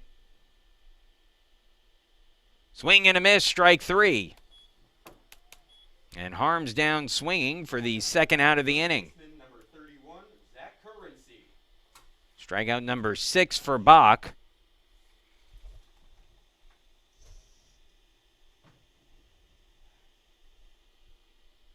And now with 2 gone in the inning, Zach Currency will be the batter. First pitch out from Bach. Nothing cooking on the base pass as the count goes to 1-0. Looks like Archer Stankowski has been warming in the bullpen between innings, and I think he may get the 7th for the Spartans. As that ball lined into right field, a base hit. Anderson puts the brakes on at second, pulling into first with his second hit of the game, and the Spartans' 5th hit of the day is Zach Currency. And now 2 on with 2 away for Kevin McKenzie. McKenzie has swung on the first pitch of his at-bat twice today and has flown out to right field twice. And it looks like we'll get a pinch hitter here for McKenzie. We'll see who steps up here. And it looks like it's going to be Jay Smith who will be the pinch hitter, as I believe he was hitting in the cages before coming out here. And indeed, Jay Smith will be the pinch hitter for the Spartans. So Smith out of Goshen, Kentucky, will be the batter. Now hitting for the Spartans, number 9, Jay Smith. Smith has cooled off after a nice start to the year. He's batting at .222 on the campaign now.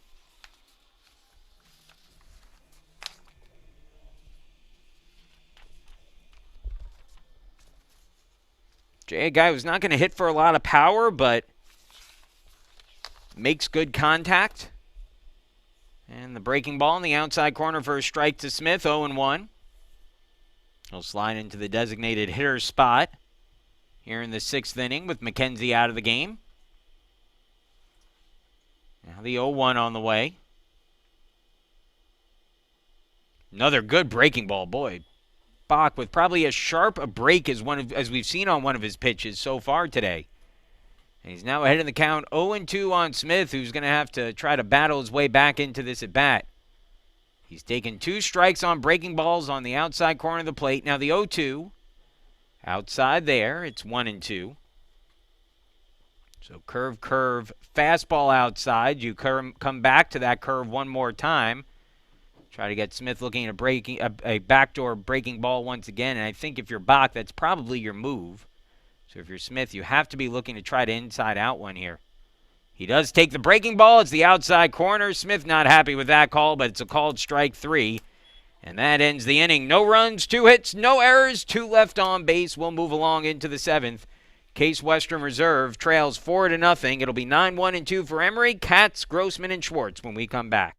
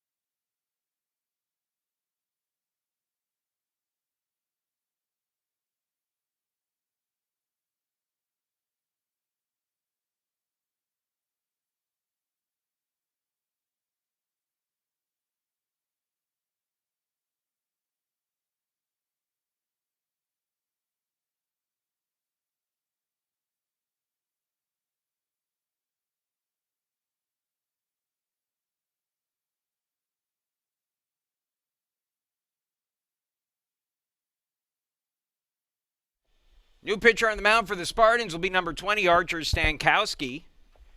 The first year. Number 6, the catcher, Josh Katz. He'll face the 9-1 and 2 hitters, Katz, Grossman, and Schwartz. For Emory, as we begin the 7th with the Spartans trailing 4-0. Emory got all of their runs back in the 4th inning.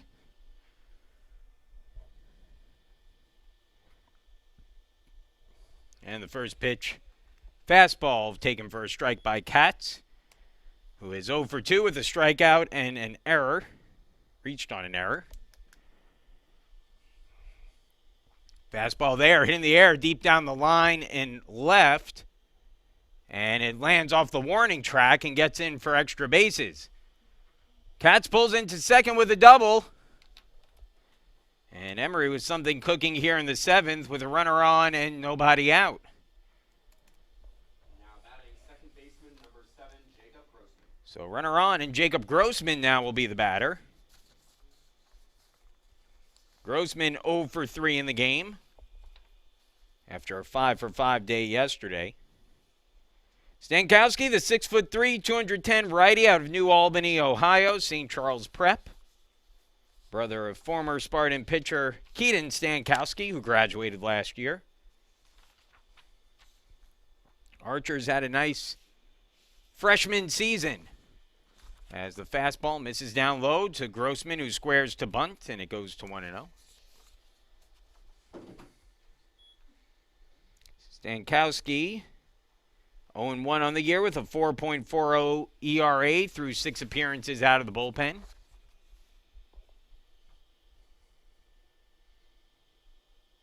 That one bunted foul, and it's 1-1. So the Eagles playing small ball here. Trying to get the runner over to third.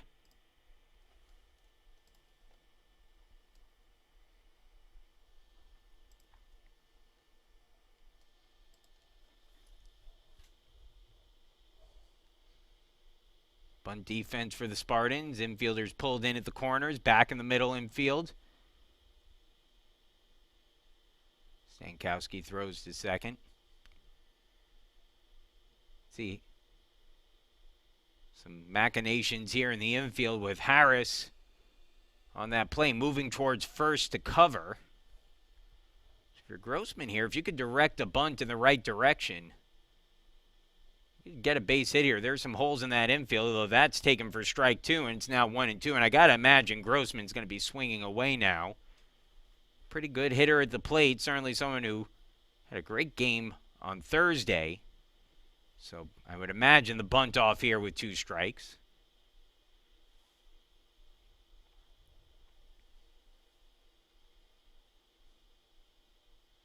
Swinging away. And lines it foul. And the count stays at 1-2. You tend to see more, especially it seems like in recent years, more Division III hitters bunting with 2 strikes to try to move the runner over. It maybe still is not the norm, but it's not absolute that the bunt comes off when there's 2 strikes in the count. That one misses well inside. It'll move the runner up to third. And Stankowski's lucky he didn't hit Grossman on that one as it got away from him. It brings the count to 2-2 on the wild pitch. And after it looked like Stankowski was going to get a break there, now there's a runner at third, nobody out, and Grossman's still at the plate. So Grossman, who couldn't get the bunt down, bailed out a little bit by that wild pitch and now can drive a runner in with an out.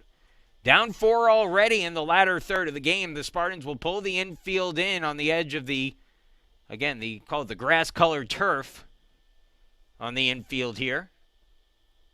As the 2-2, breaking ball, swung on, foul tipped into the catcher's glove for strike 3. And a big out there for Stankowski, who gets the strikeout. That is the 9th strikeout of the game for Spartan pitching. And it comes in a key opportunity with a runner at third and 1 away. And now the Spartans will keep the infield in here with 1 out and a runner at third as Ellis Schwartz steps to the plate. Schwartz 1 for 2 in the game, a strikeout, a walk, and a single. And a fastball outside corner to the lefty for a strike, 0-1. Schwartz has been on base twice, but has also been caught stealing twice today.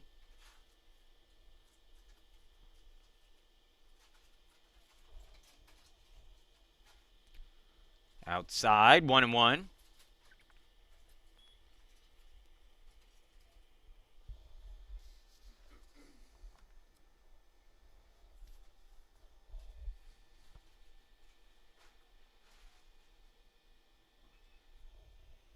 Line, foul and out of play into the Spartan bullpen, 1-2.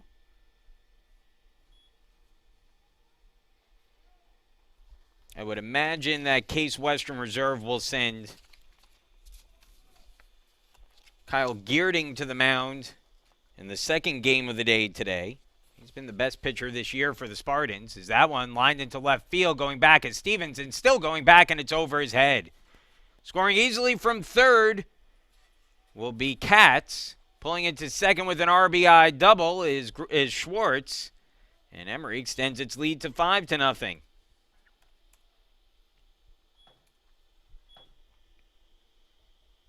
Well, it looked like Stankowski had a chance to get out of that jam, or at least create the opportunity. Getting ahead in the count on Schwartz, 1-2 after getting the strikeout of Grossman. But Schwartz with the 1-2 double. As that pitch on the outside corner for a strike to Sicoli, 0-1. Emory gets another run here in the seventh. They now lead 5-0. The Spartans, who have looked listless at the plate through the first game plus here of this series, have their work cut out for them. Stankowski throws down to second, but Schwartz was already standing on the bag.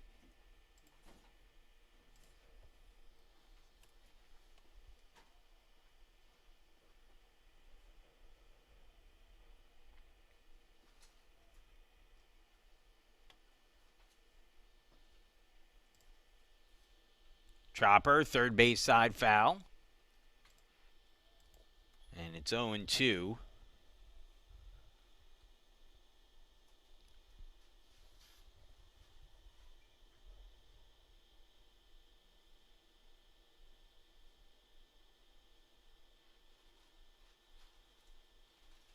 Now the 0-2 from Stankowski. That one swung on, hit softly to short. Levinson on the run, looks the runner back, throws to first in time to get the out. Good job by Levinson, who checked all the boxes off on that one, made sure the runner wasn't going, made sure he had time to throw to first, got the throw over there, and gets that second out of the inning. So with two gone now, runner at second base. The batter will be Tyler McLaughlin. McLaughlin 1 for 2 in the game, a single, a walk, and a strikeout swinging. Breaking ball misses inside, 1-0.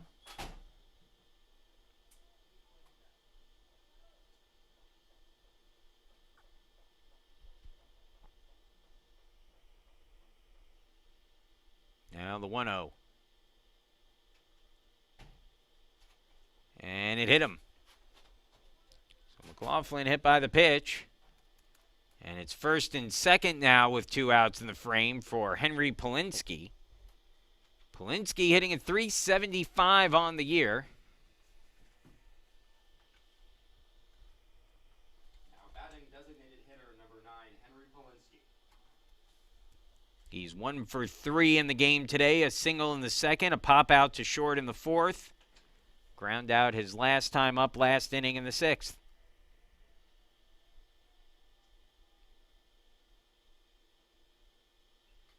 Fouled off. And we're in the seventh inning. If you're just joining us, we started about an hour and 40 minutes late today after some rain blew through the Cleveland area right at about the time of the scheduled first pitch at noon. Fortunately, the storm took about an hour before it blew away, and after the lightning in the area cleared, the teams were able to take the field. They got out there about maybe 10 after 1, and half an hour later, we were good to go. Line drive through the third base side and into left field for a base hit. Schwartz rounds the corner at third. He'll come in to score. The throw gets away, and that will move the runner up to third base. So an RBI single by Polinsky. McLaughlin moves up to second and advances to third on an error on the throw by the left fielder. Schwartz scores on the play. And so it's now 6-0. And with runners on the corners,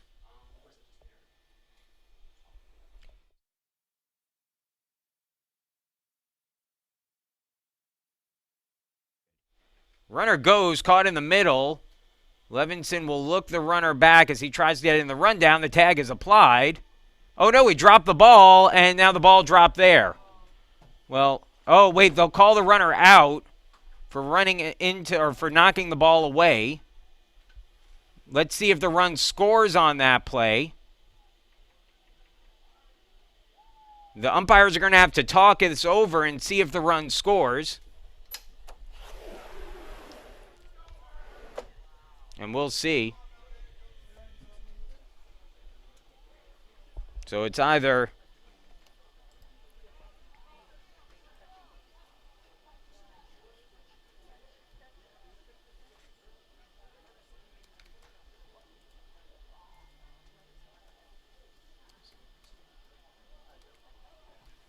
and they will discuss whether McLaughlin crossed the plate before the interference call.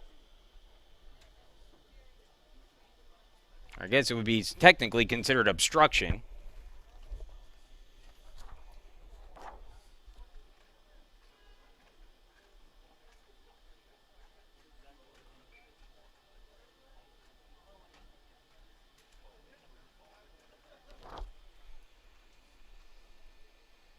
And as the umpires discuss this,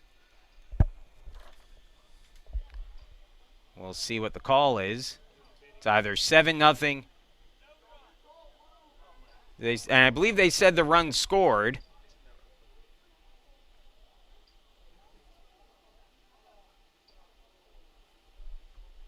We have to see if the run scored or not. We'll clear that up and let you know if it's 6-0 or 7-0. Either way, Spartans coming up to bat when we return.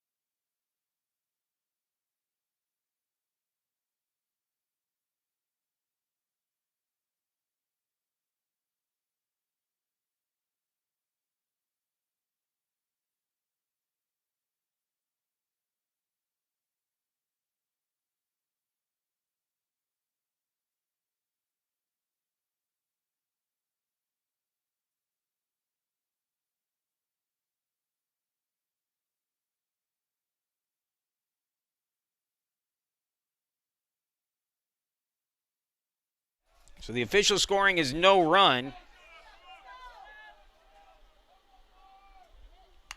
As Matt Trout leading things off, trying to get something going for the Spartans, fouls off the first pitch, and it's 0-1 on Trout, who's 0 for 2 in the game.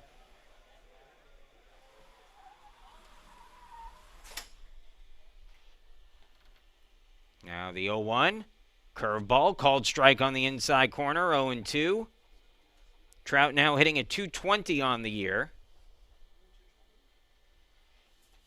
The call was that Polinsky batted that ball out of the way and knocked it loose. So it goes as an obstruction as that swung on and missed at strike 3. It counts as a caught stealing.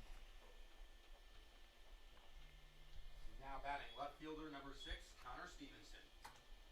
And they said the runner did not score. So 1 out. It's still 6-0. As the breaking ball stays up high on Connor Stevenson, who's 0 for 2 in the game. The Spartans have not gotten any production out of the bottom part of their order today against Bach, who's now at 80 pitches here in the 7th and has looked very good, throwing 6 shutout innings so far. That one fouled back by Stevenson, and it's 1-1.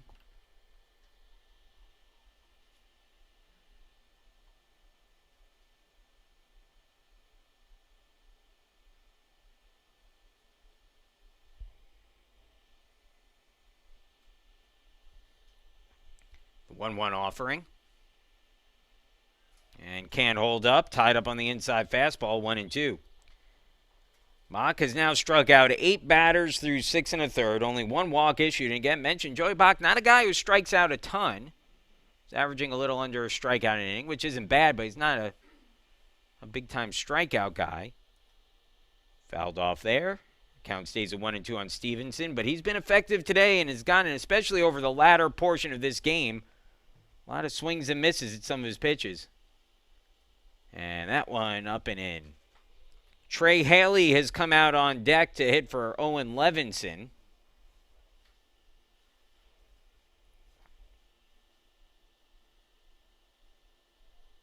Two-two pitch on the way.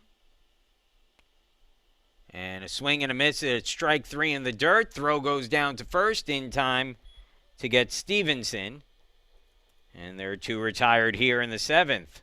Back-to-back strikeouts to start the inning for Bach, and we'll get a pinch hitter coming to the plate. Pardon me, this will be for Price, not for Levinson. Now hitting for the Spartans, number 19, Trey Haley. So Haley checks into the game as a pinch hitter. We'll see if Haley comes in to play short or if he comes in at third base. He has had some experience playing third over his career, but he hasn't played third, I don't believe, since the 2020 campaign, his freshman year. That's a called strike, and it's 0-1 on Haley, who's hitting at 306 on the season. 308, excuse me.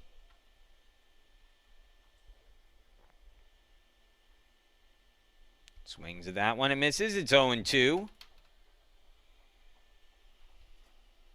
Haley has been a bit of a streaky player throughout his career and has certainly been in a bit of a downturn the course of the last couple of games, trying to get things right here again. So that one just off the outside corner from Bach. It's 1-2.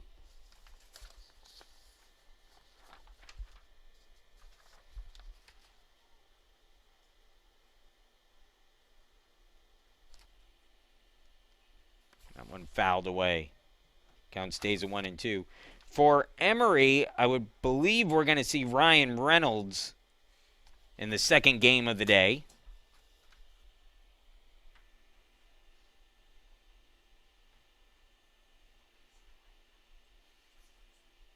Reynolds, who is coming off a nice start against NYU last week. 1-2 the count, meanwhile, on Haley, as the pitch from Bach. Swung on, wasted foul. Good job by Haley to stay alive. And it's 1-2 still.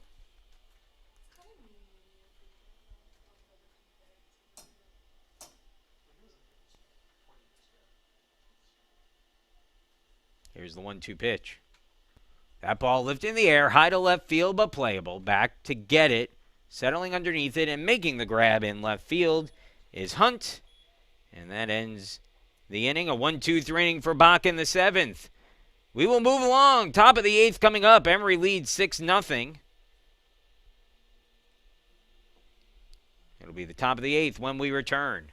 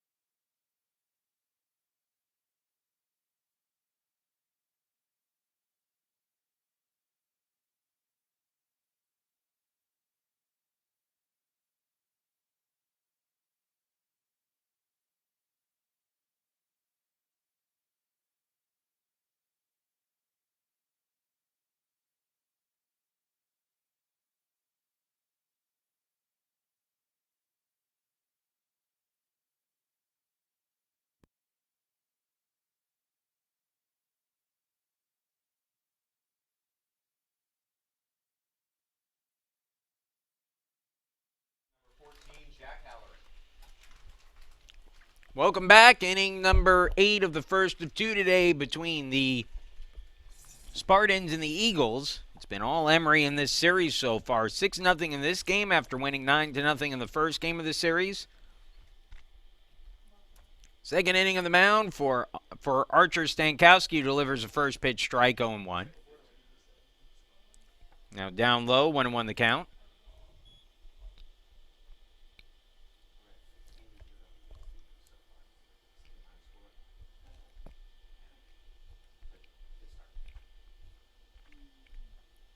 Down and away, 2-1. Defensive changes for the Spartans. Trey Haley stays in the game. He'll play short. And then Owen Levinson moves from short to third. Called strike. Batter at the plate is Jack Halloran, who's 1 for 3 on the day with an RBI single.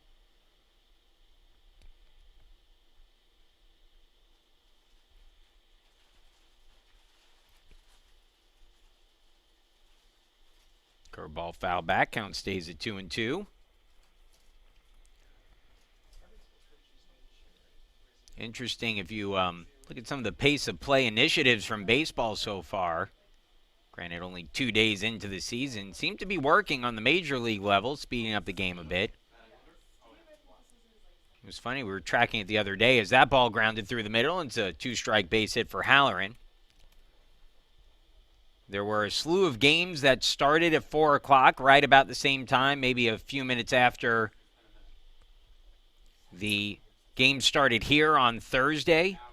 And most of those games were finishing up right about the same time that we finished up here with that game. And that says something, that's typically, at least historically, because you don't have the commercial breaks here at Division III and probably in most of college baseball, as that one's grounded to short, bobbled by Haley. His only play is at first and not in time. That'll be an error on Trey Haley to cost the team a shot at maybe 2 on that play.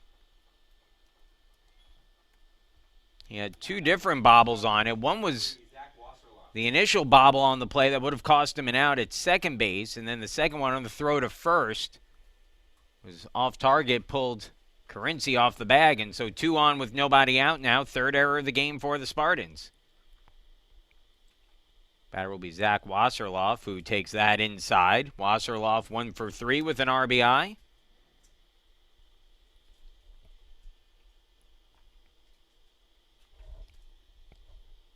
Now the 1-0. Well outside, 2-0.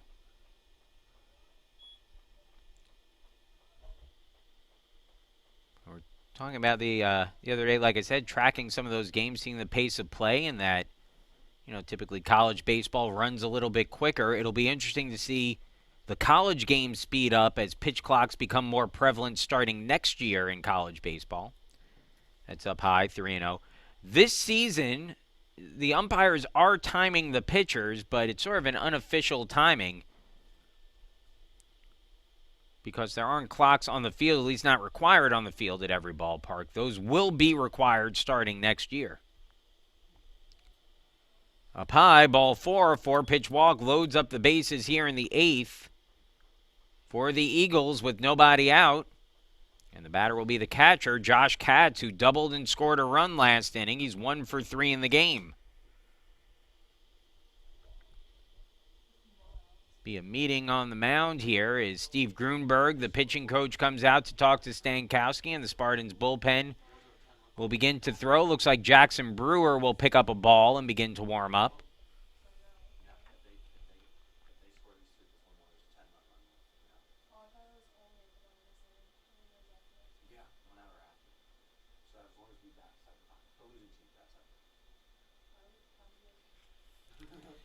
So the meeting continues here, probably as much as anything to buy some time for Brewer to begin to loosen. We saw Jackson pitch in the first game of the series, so it looks like he may get a shot here on a day's rest.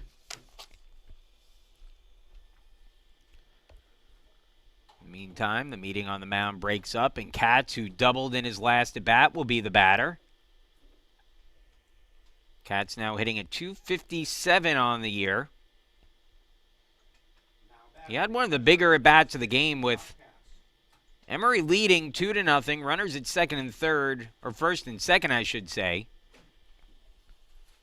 And 2 outs in the fourth. He hit one out in front of the plate that Jack Anderson couldn't make the play at first. The ball went down the line, and it allowed 2 runners to score as Cats takes the first pitch for a ball, 1-0.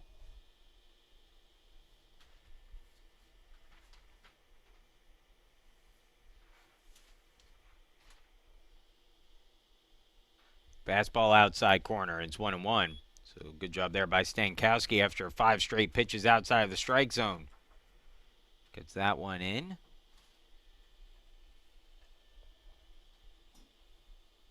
Spartans a double play depth.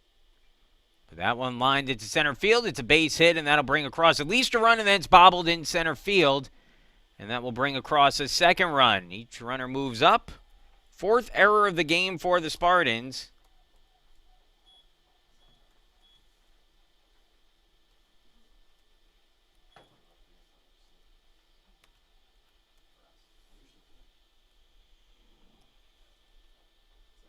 Stepping up to bat, second baseman number 7, Jacob Grossman. John, is that a hit or just an error?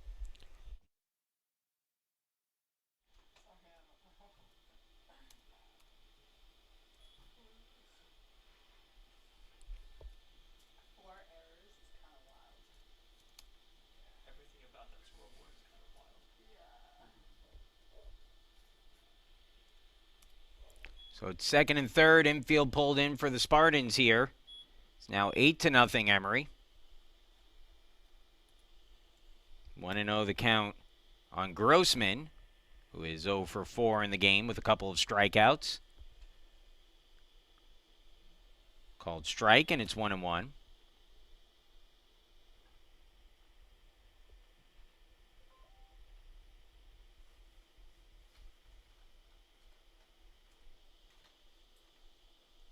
Now the 1-1 pitch.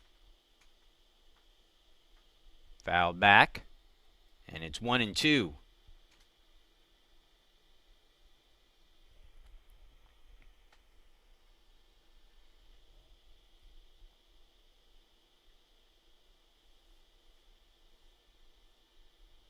Still nobody out in the inning.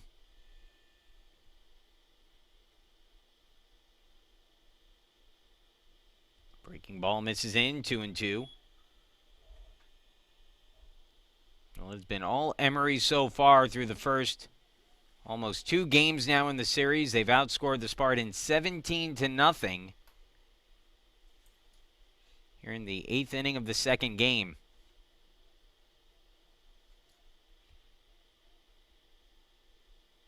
Ground ball, third base side foul. Count stays at 2-2.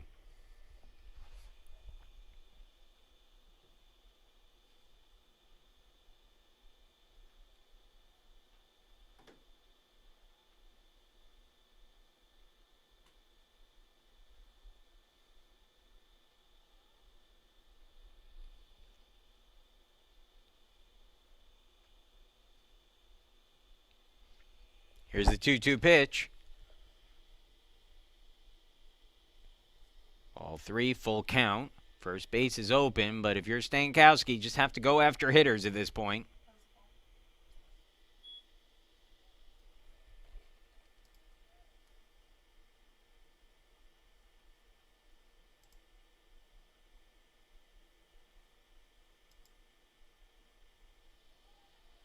And he goes down looking at strike 3.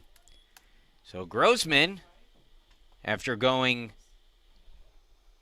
5 for 5 on Thursday, has now gone 0 for 5 in this one with 4 strikeouts. It's a little bit of a different kind of day for him.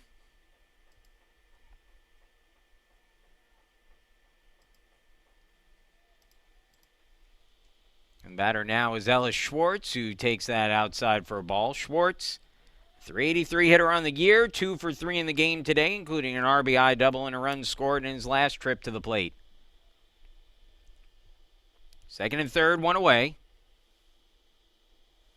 Down and in, 2-0. Spartan infield still pulled in.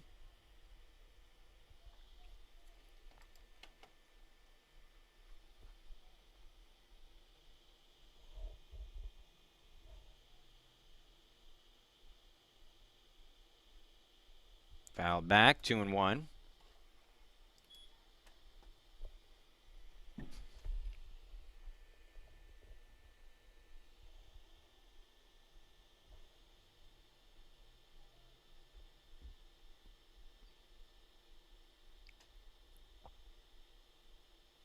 Here's the 2-1 pitch. Curveball for a strike, 2-2.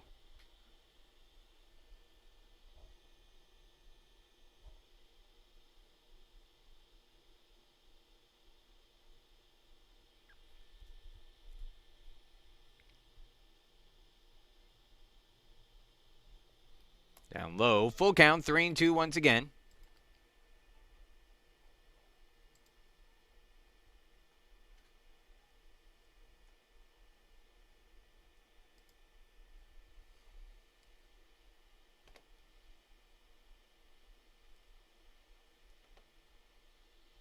That ball hit in the air, deep towards right field, way back, and it's out of here. Ellis Schwartz with a monster shot over the wall in right. A 3-run home run, and that makes it 11-0.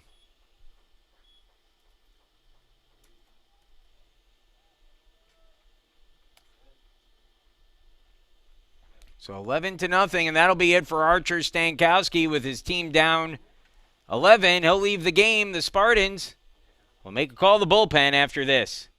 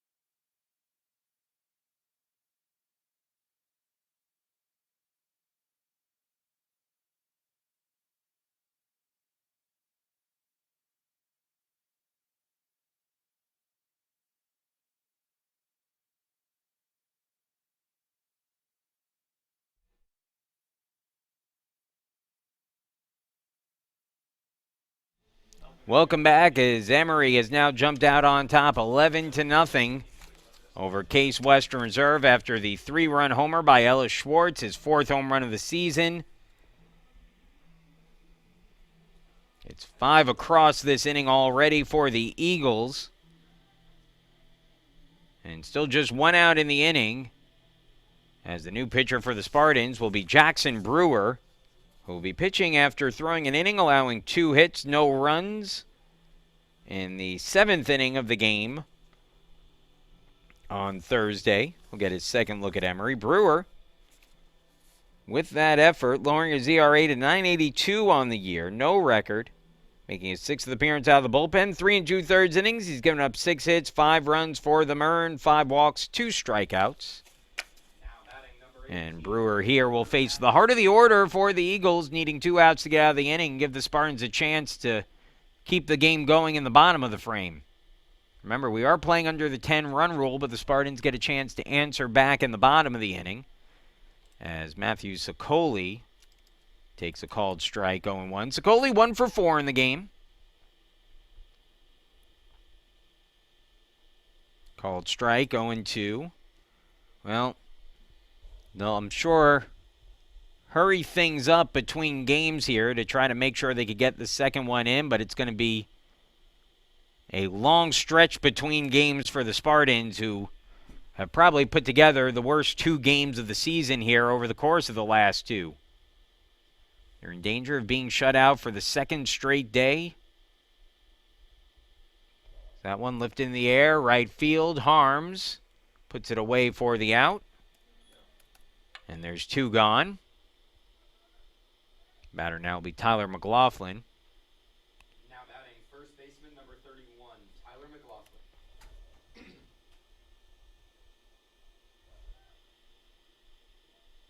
I think Coach Englander likely will shuffle his lineup a little bit. Wouldn't be shocked if we see Jack Anderson at shortstop for this next game.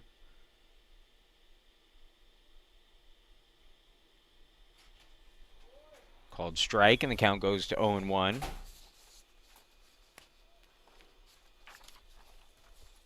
Again, sort of anticipating either the first-year Josh Zuckerman on the mound for Emory in Game 2, or probably more likely Ryan Reynolds, the sophomore out of Roseland, New Jersey. Misses for a ball. It's 2-1. So either way, it's a right-handed pitcher. Swing and a miss, and it's 2-2. Well, now you try to take out little small victories if you can, at least on an individual level if you're the Spartans here. And if Brewer can put together a quick 2 outs here in a scoreless inning, that may be a good thing to take from this game. Is a swing and a miss, strike 3, and that ends the 8th. But Emory adds on 5 runs on 3 hits and puts the Spartans on the precipice of a loss here, as Case Western Reserve needs to score 2 to keep the game going. It'll be Levinson, Anderson, and Harris due up when we return.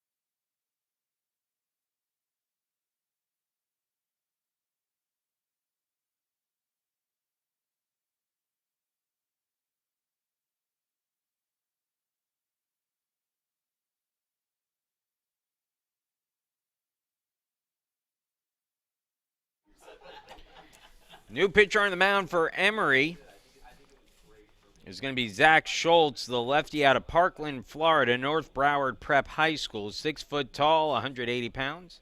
Pardon me, a junior, I should say, out of Parkland, Florida. Schultz on the season has pitched well out of the bullpen in limited appearances. This will be his 7th outing of the year.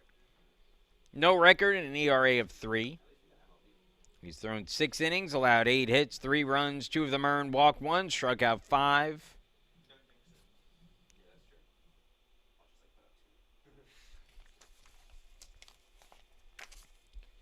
And he will start things off against the 9-1-2 hitters, Levinson, Anderson, and Harris, due up for the Spartans, who need to score 2 to avoid the early loss. It would mark the second time through 2 series this year the Spartans have been run ruled in a game.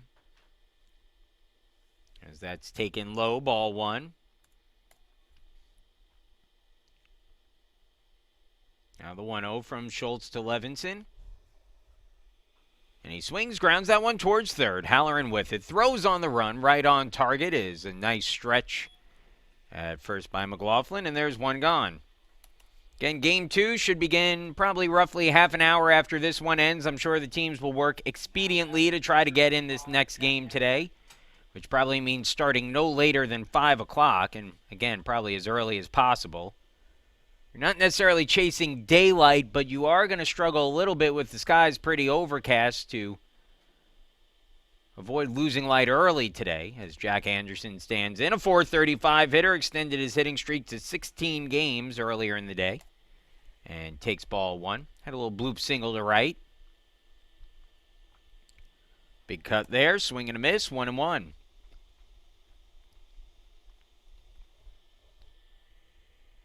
$11-0 Emory, bottom of the eighth inning.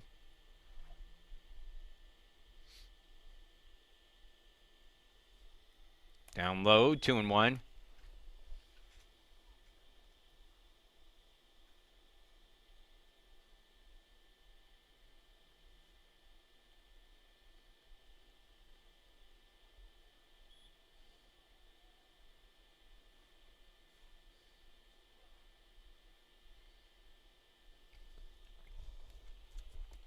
Three-one pitch. Ball four. So Anderson draws the walk. Josiah Harris will be the batter. Harris 0 for 2 in the game. Hit by a pitch, grounded out, and flown out to center field in his 3 trips to the plate. Swings and misses. No, foul tips that pitch as the count goes to 0-1.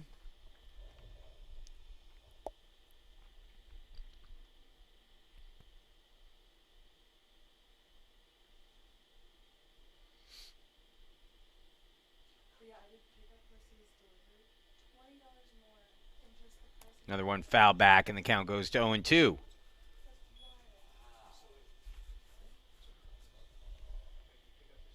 "11 runs, 13 hits, no errors for Emory in this one. No runs, 5 hits, 4 errors for the Spartans, who need to get together in between games and figure some things out.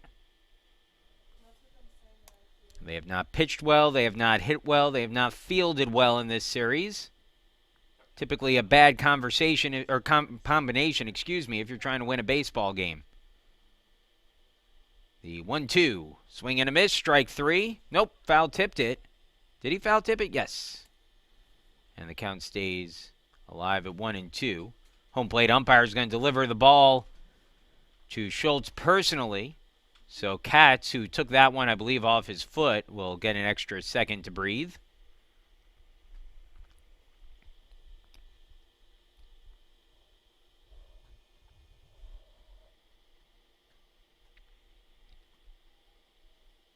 Now the 1-2. In the dirt, 2-2.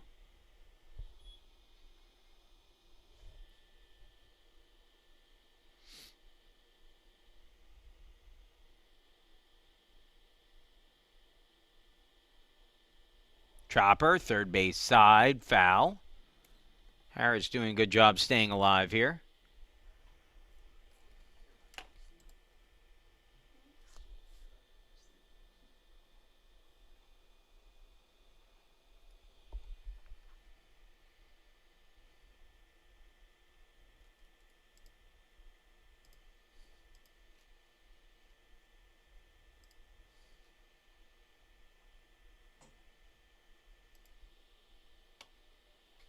And that one barely misses, 3-2.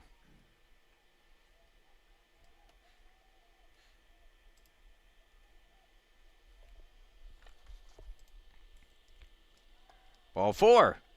Didn't miss by much, but that'll be back-to-back walks for Schultz.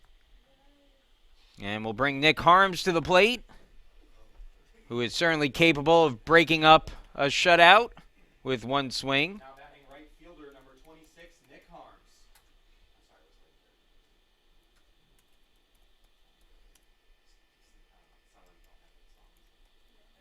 I'm sorry, what's right there? Takes the first pitch down and out, ball 1. Try to make it closer to people on the songs that keep on missing. So I'm just going to consistently do whatever.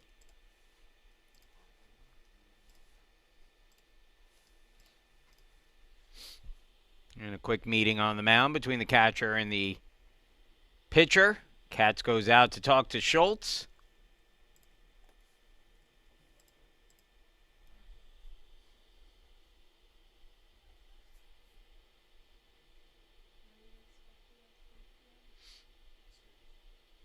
Harms got one that maybe he could have hit, but jammed him a bit, and the count goes to 1-1.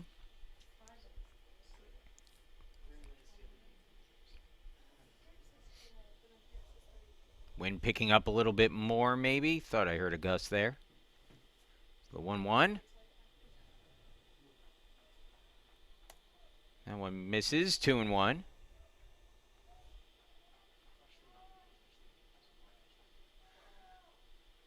Anderson, the runner at second. Harris at first. It's a 2-1 count on Harms. And that stays up high. 3-1.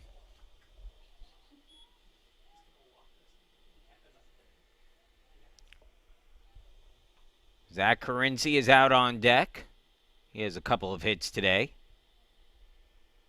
Harms is 1 for 2. And takes a strike. 3-2, full count. Good speed on the base pass for the Spartans. With Anderson at second, Harris at first.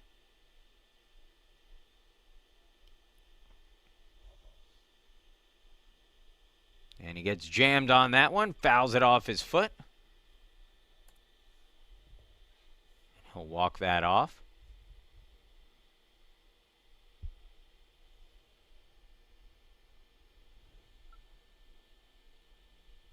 Harms was called for an automatic strike earlier in the season when he took his time getting back in the batter's box, and I think that's why, even after a play like this where the batter typically gets a little extra time, and certainly umpires have a little bit of ability to make sure the batter is comfortable before he gets back in, Coach Englander came down the line just to make sure he was okay. And probably as much as anything, make sure the umpire was aware. Called strike 3 at the fastball of the knees. And that's the second out of the inning. So Harms down looking. Stepping up to bat. And now the Spartans potentially down to their final out. Zach Carinci will step up to the plate. Carinci's average is up to 308, back over the 300 mark after going 2 for 3 in the game. Singles in each of his last 2 at-bats. He fouls off that pitch, and the count goes to 0-1.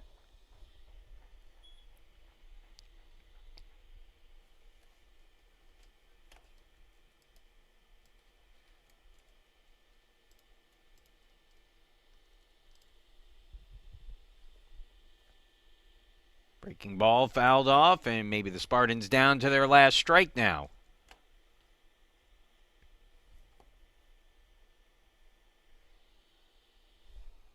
0-2 the count, 2 away, first and second, 11-0 Emory leading. A chance to close it out here for Zach Schultz. Here's the 0-2 offering. And it's up high for a ball, 1-2.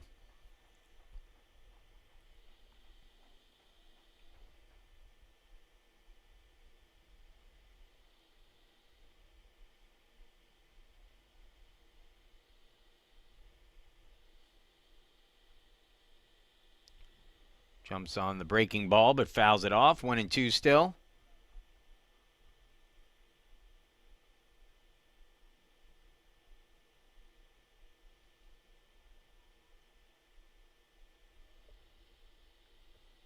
So another 1-2 offering coming from Schultz.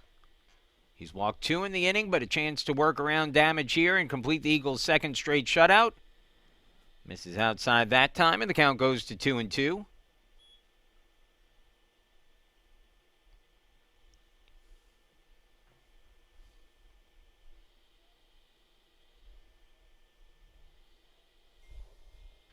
Now the 2-2.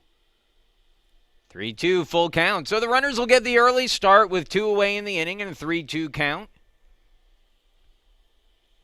Carinci, who fell behind 0-2 in the count, has done a nice job working back into this at-bat.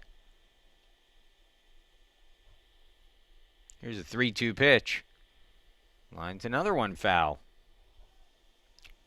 Sean Donahue has a bat and is out on deck for the Spartans to hit for Jay Smith in the designated hitter spot. Should the inning continue.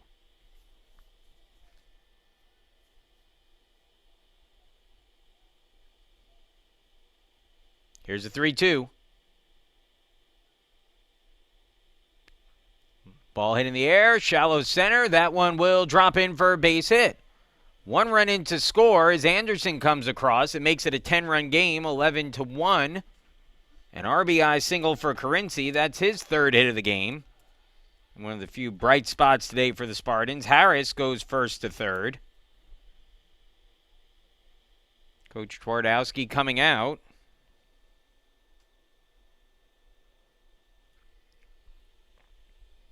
And we'll see if he continues with Schultz here or if he goes to the bullpen. In the meantime, the Spartans will send up the pinch hitter Donahue here. Doesn't look like anyone's warming in the bullpen, so yeah, this will be Schultz's game. And still working with a 10-run lead.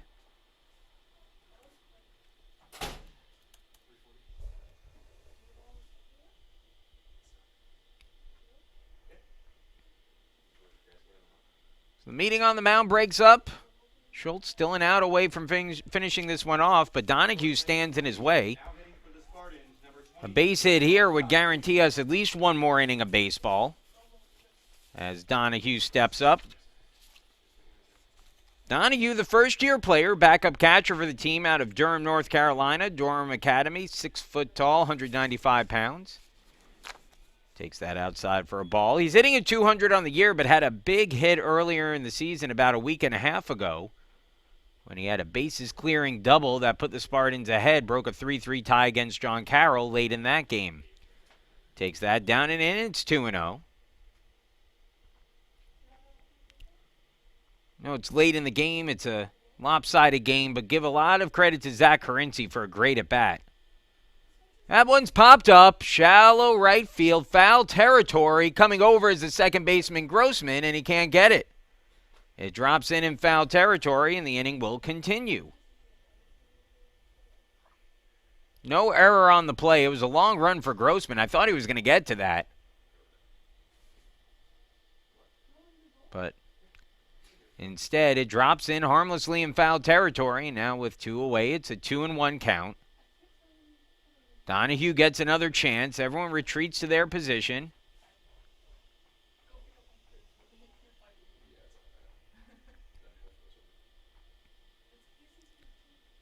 Called strike, and it's 2-2.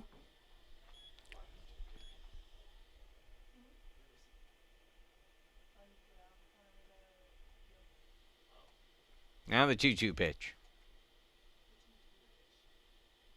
Swing and a miss, strike 3, and that'll do it. So Emory comes away with the win. Final score 11-1 in Game 1 today. Final score is Emory improves to 15-9 on the season. Case Western Reserve drops back to 500.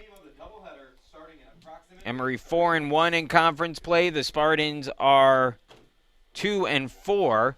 Coaches and the umpires are talking, and we'll see. They could see a situation where they may decide they don't want to play the second game today, instead try to get a doubleheader in tomorrow. Either way, Bach gets the win. He's now 2-3 on the year. Faxon suffers a loss. He falls to 0-3. Game lasted 2 hours and 28 minutes. Attendance was 175 for the game here today. Reminder, Game 2 potentially coming up here today. We'll see what happens, but we'll be back in a little bit. Case Western Reserve falls to Emory 11-1 in the first game of today's doubleheader. We'll see you in a few.